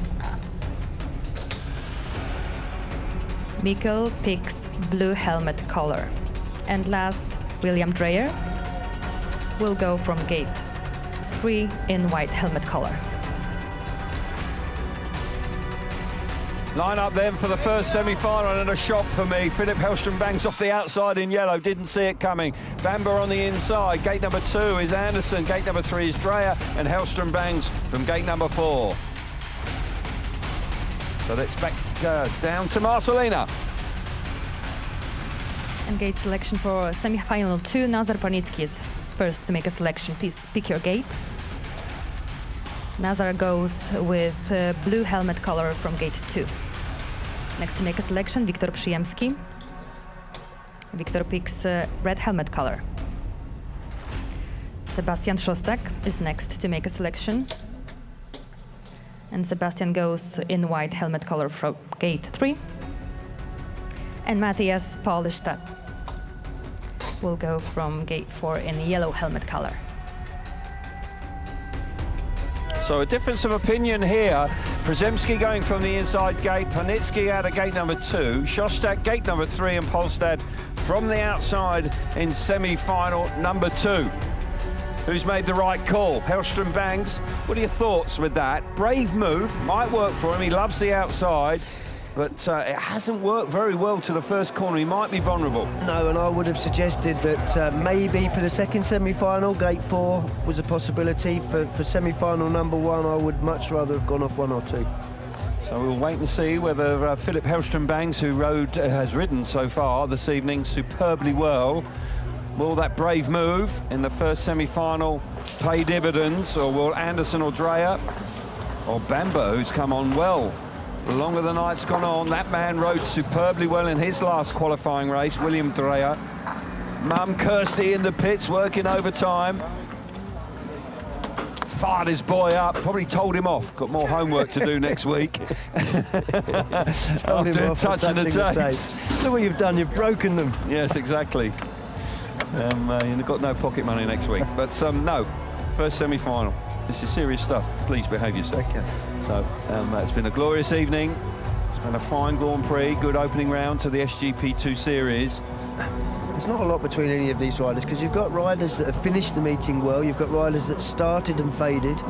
There's very little between them. Indeed. I just sense that Parnicki and Hellström-Bängs have been the two, haven't they? You know, the points don't lie, 13 points each. They have been in charge so far. Can they continue on? This is when it really matters. All those points are now null and void. You start equal again. I do feel that Hellström-Bängs has got the experience and the riding style to be able to pass on this track. Maybe more than certainly Parnicki. Okay, guys, let's go. Yeah, Parnicki's looked a little bit lost when he's been in second place. He hasn't been quite sure what to do. Decision-making. Hellström-Bängs has been a little bit more forthright and confident in his moves. And during the race, agreed. Riders out on track for semi-final number 1. Just cooling down a touch out there. The bikes will be running beautifully. The track has been slick. It's been a little awkward to prepare. Probably conscious that they've got plenty of track action tomorrow as well, of course. But riders coming forward. Who's going to go through to the final? Who's the top 2? Tense times. Of course, Drejer is carrying that warning. He's just been shown the card. It stays with you throughout the evening. I think for the finals they should drop it if you make the final, but it's just my opinion. So the line-up for semi-final number 1. Inside gate in red is Bartosz Bańbor. Gate number 2 in blue, Mikkel Andersen. Gate number 3 in white is William Drejer with a warning. Philip Hellström-Bängs goes from the outside in yellow. Here we go. Who's going to be in the first final of the year at SGP2 level? It's the 3P Logistics FIM SGP2. Second time you've got that right. FIM Grand Prix of Sweden. Brilliant. Målilla. We've been coming here for 18 years. Really has been a regular on the Grand Prix circuit. We've seen some pretty special speedway here at times. That's the first venue to do all 4 formats of SGP. That's right, good shout. Tomorrow at midday we've got the SGP4. The boys on the 190s charging around on the junior track. Here we go. Oh, movement at gate number 3. Missed the start completely, William Drejer. Bańbor's made it. Coming through in second place is Mikkel Andersen. Hellström-Bängs has got a lot of work to do from there. Can he do it high and wide? Bańbor's out in front. Andersen now into second place with Hellström-Bängs roaring up the banking. Can he get into second or third? I feel that Andersen's going to come under pressure from the outside and the inside. Like Drejer now dropping off a little bit. Andersen not really riding tight. He's riding mid-track, but I tell you what, that dirt line's a long way out. Hellström-Bängs, I think, picked gate 4 at least a race too early. And it's all working out for Bańbor and Andersen at the front of the moment. Indeed it is. Bańbor off the inside gate. He loved it. He fired himself to the front. We've got less than a lap to go. Can Hellström-Bängs do anything about Andersen? He's jumped to the inside. Here he comes. Charges underneath Andersen. What a move that is. Hellström-Bängs on the run to the line. Oh, he just about gets there. That is drama in the highest order. Can't quite believe what I've seen. Mikkel Andersen must have felt that he had the final in his grasp. And Hellström-Bängs finally chopped back to the inside. And on the run to the line, it was tough, really tough in that last corner. But Hellström-Bängs is through. Bańbor out in front, he's in the final, so is Hellström-Bängs. Mikkel Andersen's going to be spitting feathers, he'll be furious about that. Yeah, and William Drejer, after a poor start, out of gate number 3, he misses out. What a conclusion that was. Oh, brilliant. Bańbor, great race, hit the front straight away from the start. He'll be very happy with that. He's had a couple of race wins in the heats. Now he's got himself into the final. It's all about the rider in red here off the inside, but Hellström-Bängs on the outside. Gate 4, it's a little bit late for that, I think, in these semi-finals. And the inside 2 gates really jumping well clear. Hellström-Bängs, of course, we know he's only got one thing on his mind, and that's just to get straight out in the dirt. But it took him a long while to wind in Mikkel Andersen as they come into the last corner on the last lap. And Hellström-Bängs there with a very clever cutback. Rides front wheel across the line, rides right across the front of Mikkel Andersen. I tell you what, I don't know if that's luck or judgment that's there. Look at that. Goodness. Andersen clatters the fence as he goes over the finish line. Tough move from Hellström-Bängs. It was indeed, but at Grand Prix level, you've got to do it. Hellström-Bängs put himself under massive pressure.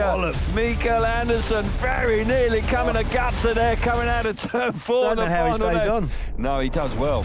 Bike just literally launched at the fence when it hit the grip. Bańbor had no such dramas. He misses all the fireworks that went on behind him. Hellström-Bängs, well, I tell you what, he looked like he'd thrown it away. Yeah. I disagreed with his decision. He very nearly paid the price, but he pulled it out of the bag. Fair play to him. Has ridden out of his skin tonight, Mikkel Andersen. Well, I tell you what, Mikkel Andersen, Hellström-Bängs is not on his Christmas card list, that's for sure. But he can hold his head high. He's the youngest rider in the lineup, and he's about, well, a few inches away from a semi-final. Yeah, tough speedway there. Really, race of the night there. Hellström-Bängs once again showing great resolve. We spoke about it before, but he is really committed when it comes to overtaking. We saw it there in fine style. What a last corner it was. Semi-final number 2's got a bit of living up to do, but here we go. We've got Parnicki here from the Ukraine. He's been having a good night. He comes in here. He had the first pick and he went for gate number 2, didn't hesitate. Przyjemski off the inside. Pollestad on 7 goes from the outside. What can he do? So the lineup for semi-final number 2 is Wiktor, Przyjemski off the inside in red. Nazar, Parnicki, gate number 2 in blue. Sebastian, Szostak, gate 3 in white, and Mathias Pollestad off the outside in yellow. Now, Szostak actually had the 3rd pick and chose to go off gate number 3, resisted the temptation to go number 4. Is that the right move? Maybe gate 4 is better now. Yeah, gate 4, I think, around the first turn, now that there's been one race since the track grade, will be slightly better than it was in semi-final 1, but I still feel that if you look at semi-final 1, the inside gates had such an advantage as they got to the first turn. You know, Parnicki's showing a lot of confidence in his starting ability to take gate 2, handing the advantage really on the inside to Przyjemski, who's no slouch off the start himself. No, he's not. Could be a little bit argy-bargy going into the first turn. Track's fairly damp now. It's got a lot cooler. The sun's gone down. 8:22, semis final number 2. Here we go then. Green lights on. We're looking at the boys from behind from the drone, and look at that. Oh, it's tight. It's tight into the first corner. Przyjemski's got there. Gotta say, coming round the outside is Szostak. Szostak, what a night he's enjoying. He's coming through in second place. He might well be going to the front. Down the start and finish straight, he has. What a move from Szostak. Dreadful earlier on. He turns his night around here with Przyjemski and Szostak putting away out in front. It's a match race there for first and second. Yeah, what a ride from Szostak. Finished his heats with 3 wins, looking really good. Przyjemski, this will do for him.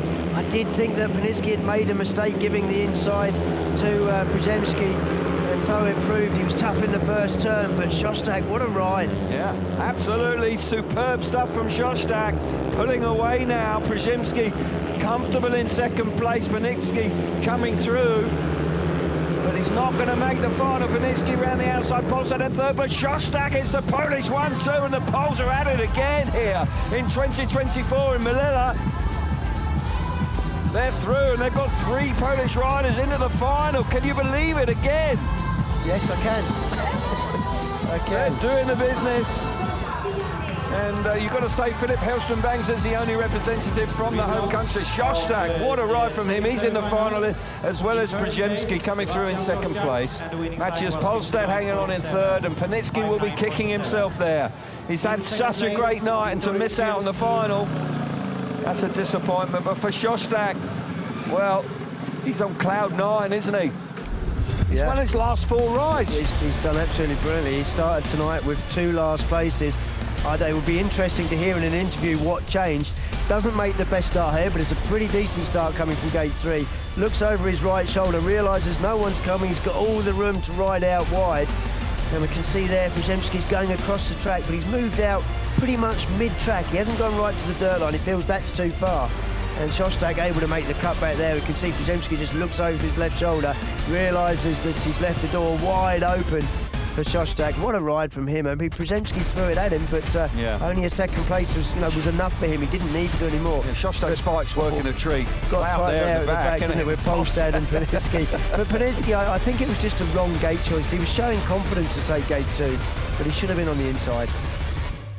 But that man out of gate number 3, not the favoured gate. He chose it. He had the choice of gates 3 or 4. Decided to go from gate number 3. Came through in fine flying colours. I tell you what, his bike is working really nicely. On the slick in particular, it just goes forward. And we've got it, winning his last 4 outings. And we'll see the gate stats, 7 wins from the inside, 6 from gate number 2, 5 from 3 and 4 from the outside. Interesting times coming, but if you've got the opportunity, you've got to go for gate 1 in the final. You've got to believe that. Yeah. So Marcelino will be down there for us, but riders will just be taking a bit of a breather after semi-final 2 to gather themselves and have a good think about where they're going to end up. We've got a minute. And we're hearing that Bańbor will have the first pick. It's been a decent night. It's got better the longer the night's gone on, hasn't it? And the track and the riders have figured out their bike setups. And was coming forward. I can't see Bańbor taking anything but gate 1. He can win it from there. And Poland once again producing these youngsters that coming to the fore. When the pressure really comes on, they respond. Riding at home in the Extraliga and around Poland, it's working a treat. Right, for the final time this evening, the draw, the grand final draw with Marcelino. Ready for the gate selection for the final. Bartosz Bańbor gets the first pick. And Bartosz Bańbor will go from gate 1 in red helmet color. Next to make a selection, Sebastian Szostak will go for gate number 2 and blue helmet color. Next, Philip Hellström-Bängs selects yellow helmet color gate 4 and Wiktor Przyjemski. That's to make a selection. Wiktor will go from gate 3 in white helmet white color. Line up for the final. Bańbor straight to the inside gate. Gate number 2 for Szostak. Przyjemski gets gate number 3. Hellström-Bängs sticking to his guns. Goes from the outside in the final. So that's the final line up for you. And we wait with bated breath for that. Should be a great conclusion to the evening. It's got better and better. It started fairly calmly, and got to say there wasn't a lot of overtaking, but the longer the evening's gone on, the racing has improved, and we've seen some pretty spectacular stuff. These are the 4 riders that have got 4 laps to see who wins the opening SGP2 final of the season. For me, Bańbor, inside gate, riding well. He's already run the Polish silver helmet this year. Just good knowledge, love it. You've been reading relentlessly. Przyjemski, he might just do it as well. At night, you know. Yes, he do. And there's no doubt for me, Szostak is my favourite here. I like him. I know Hellström-Bängs. Of course, the home crowd would love to see Hellström-Bängs win here. What a ride he had to put in to come through into the final. Took Mikkel Andersson by surprise in that last corner. He's got gate 4 again, and I don't know if the dirt's too wide. Better now than it was in his semi-final. I'm not sure if he'd have had first choice in the final, he would have picked it again. Quite possibly. But young Bartosz Bańbor, that's a great, solid night's work so far. As I say, they're all looking for a win. Poland with 3 representatives, a 75% chance of victory here. Good Rafał Dobrocki. Yeah, my maths is sensational. Well done. Yeah, well, thank you. And Rafał Dobrocki here. And what success he had last year. They won every gold medal, Poland. And they're starting off in fine style once again. Bartosz leading the World Championship by 12 points, coming into tomorrow night's Grand Prix, of course. So the Poles once again showing great speed and quality out on track at the very highest level. Kelvin, money on the table. Who are you going for? I'm going with Szostak. Okay. I just love the way he's turned his right night around. He's looked good. He's got pace, and he's won races from difficult places. Yeah, he's got that winning feeling, hasn't he, in the second half of this meeting. I'm going to go for Bańbor on the basis that he's got gate 1. Yep, can't disagree with that. But Hellström-Bängs will be a major threat from the outside, that's for sure. We've seen him go so well. As I say, that stunning ride, which was a last gasp effort in semi-final number 1 to clinch his place here. I can't help but feel Hellström-Bängs gate 4, so desperate to win this opening round here in Sweden. Could be a bit of a win it or bin it race for him, I think. It was a little bit like that last time, wasn't it? Certainly Mikkel Andersson felt the full force of Hellström-Bängs. Yes. The full force coming out of turn number 4 in the final corner. Here we go. Phil Morris releases the riders for the final time this evening. They make their way down the ramp out onto the track. 2 minutes to go. We are quite a long way from anywhere here. It's right in the middle of a forest, as you can see. It's a spectacular place. It really is beautiful countryside around. And you fly into Gothenburg or Stockholm, or it's quite a long way from those airports, but the racetrack itself, when it's on form, it's a terrific speedway here in this part of the world. Riders coming forward now. They've all enjoyed a smashing night. Battled their way to this point, particularly that man on the outside. He really has had to work hard at times. Hasn't been in the front that many times. He's had to come from behind. He's been Mr. Entertainment this evening, that's for sure, Hellström-Bängs. So the lineup for the big final here in Målilla tonight. Bartosz Bańbor off the inside in the red helmet colour. Sebastian Szostak alongside him in gate number 2 in blue. Wiktor Przyjemski out of gate number 3 in white. And Hellström-Bängs off the outside in the yellow helmet colour for the final here in the opening round of the SGP2 World Speedway Championship. First round of 3, Rafał Dobrocki, the national team coach of Poland. What a successful year he had It was touch and go in Wrocław, you know, for that World Cup. Yeah, went down to the I wire. tell you, that was so tight. He was a relieved man that night. But the under-21s didn't let him down in Riga, of course, for the Speedway of Nations. They cleaned up there. And Mathias, although he tried to throw it away in Boyners last year, he came through with back-to-back SGP2 titles in 22 and 23. Here we go then for the final time this evening. Tapes are up into the first turn. It's tight. Oh, Szostak's got there. Here he comes up the inside now. What a move from Przyjemski. That's a superb turn back as they charge down the back straight for the final time. Here we see it as they complete the first lap. And Przyjemski with Bańbor giving chase in second place. Szostak round the outside, but Bängs at the back. Yeah, it's unfortunate for Szostak. Got it all right from the start and all wrong in the first turn. And Przyjemski out front. Really is looking good for this one. Bańbor's come through into second place now on the inside. I'm sure Bańbor won't give up. He will want every point he can, but oh yeah, this is great for Przyjemski. Looks comfortable out front. Przyjemski with the superb turn back. Not only has he hit the front, but he's cleared off out in front. The race is for second and third. The two remaining podium places with Hellström-Bängs struggling back in fourth place.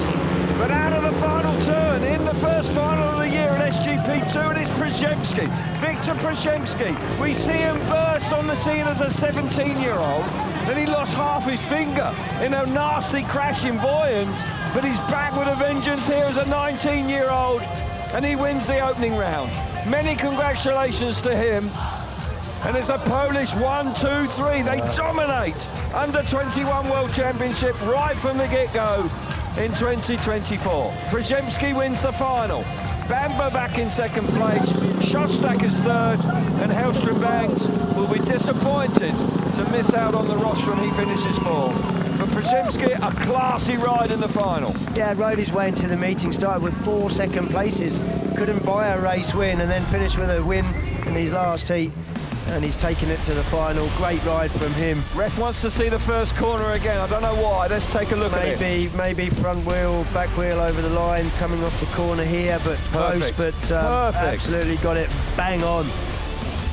See once again from the start. Looks like the bike actually there from gate 3 for Przyjemski does spin off the start line, doesn't get to the corner first. And off the start, as I said, Szostak got it all right. In the first turn, got it all wrong. Moved off the line, gave everybody a chance up the inside. And Przyjemski didn't need asking a second time. Bańbor up the inside as well. Got a feel for Szostak, finished the meeting so well. Just got it all wrong in that first turn. Little unfortunate, but still he's in third place in the World Championship after the opening round. And after 2 rides tonight, it's almost like he was going to put the bike back in the van. He was going to go home. Early shower. He was indeed, but he's turned his fortunes around, and the Polish riders have come through in flying colours once again when the chips were down. Fair play to them. Hellström-Bängs will be disappointed. Really at home round, had ridden out of his skin tonight, but doesn't make it, but still 14 points in the bag. But Wiktor Przyjemski, as I say, a lot was talked about him, and a lot of expectation on his shoulders as a 17-year-old. 2 years later, he wins the opening round at SGP2 level here in Målilla. Yeah, he missed the series last year, didn't he? Yeah. Rode in 22. He's back with a bang. Absolutely. And will he continue on now?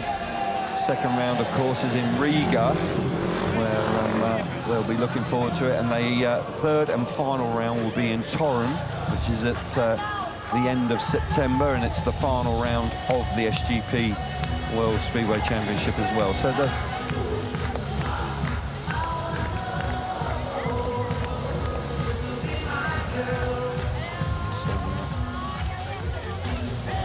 riders now making their way round, and it won't be too much longer before we see them interviewed and then presented up on the podium.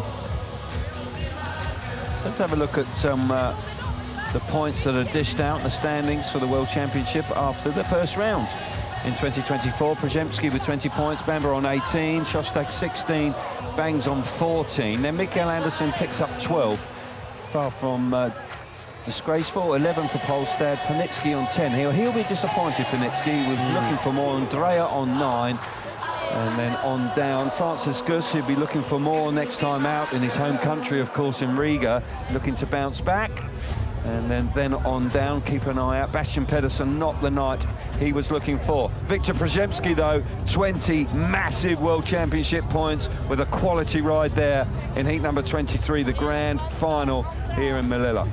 Yeah, rode his way into that, got better and better as the meeting went on. Took him quite some time to win a race, but he won when it mattered. Yep, absolutely, that's the important one.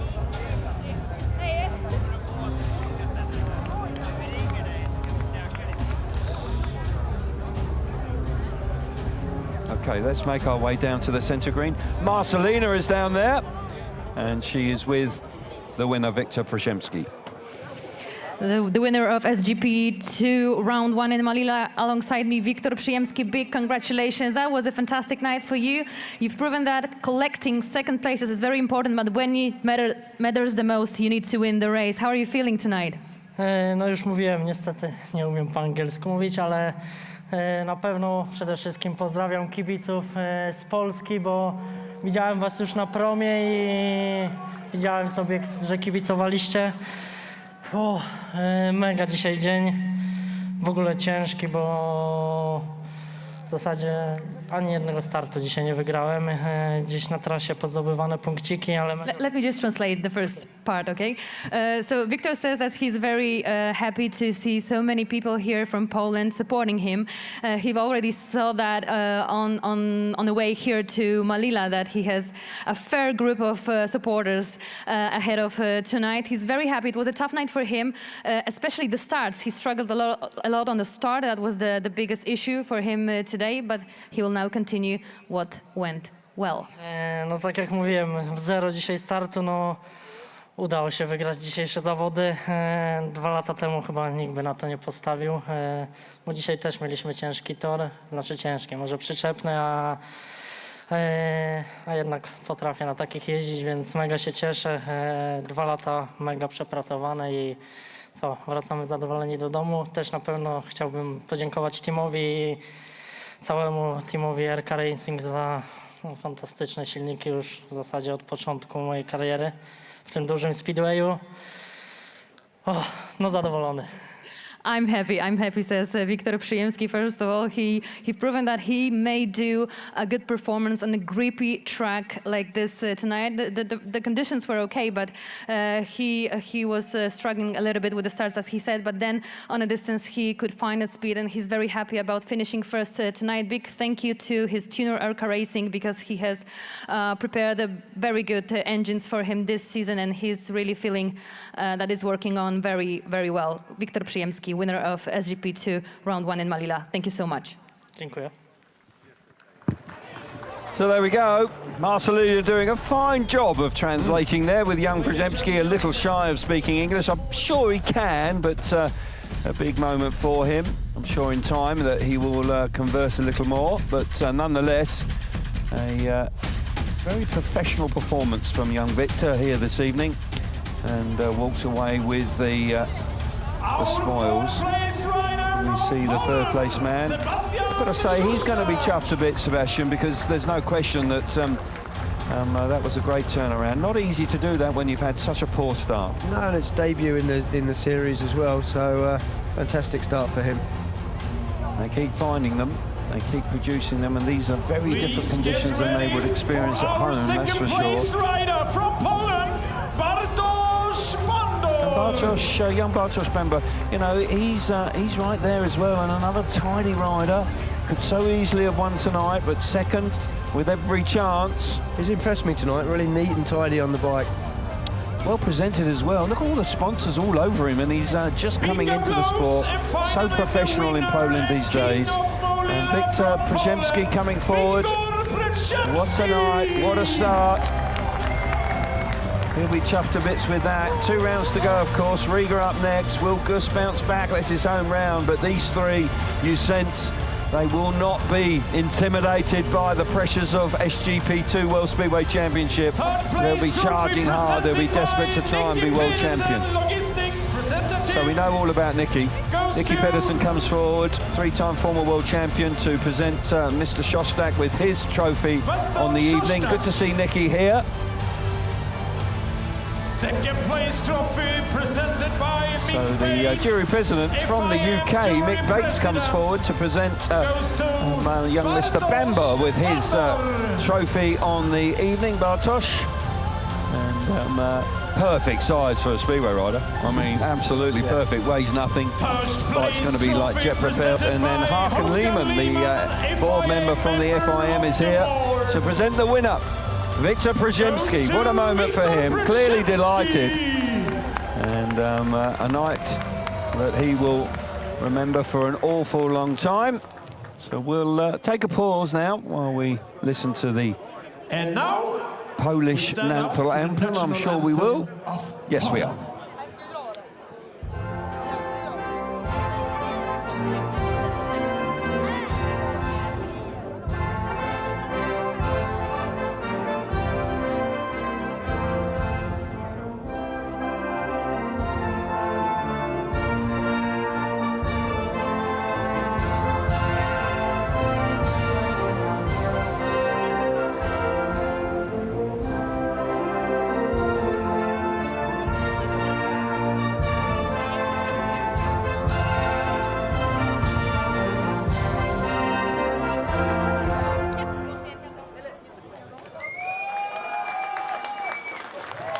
There we go.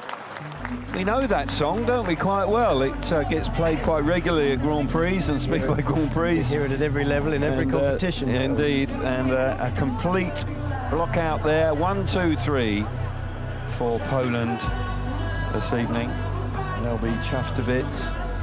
Sport is growing rapidly in Poland, of course. It really is at a level that is unprecedented, surging ahead from other parts of the world.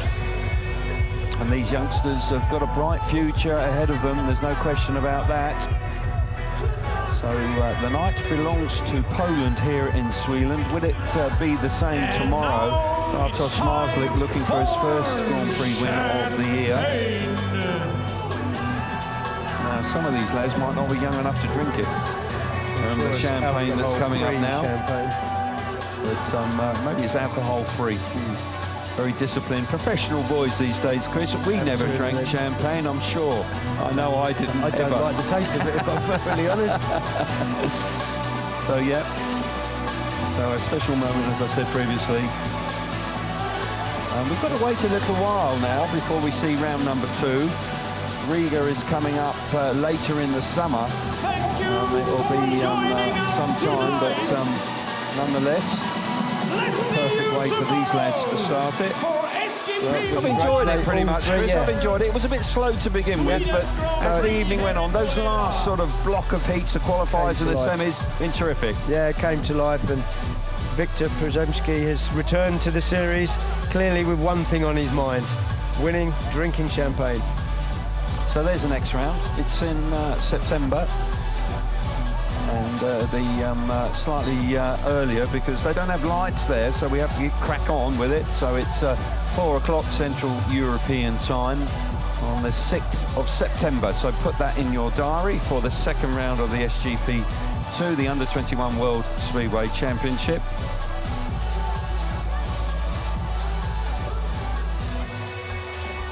So tomorrow we look forward to the seniors coming out. We've got qualifying at 3 o'clock Central European time. Of course, that gives you the opportunity for a handy draw. And of course, the racing getting underway at 7 o'clock. Thank you very much for your company tonight. I do hope you've enjoyed it with the under-21s, the youngsters. That's the future of the sport right there that you've witnessed this evening. And we look forward to you rejoining us tomorrow for qualifying and round number 5 here in Målilla.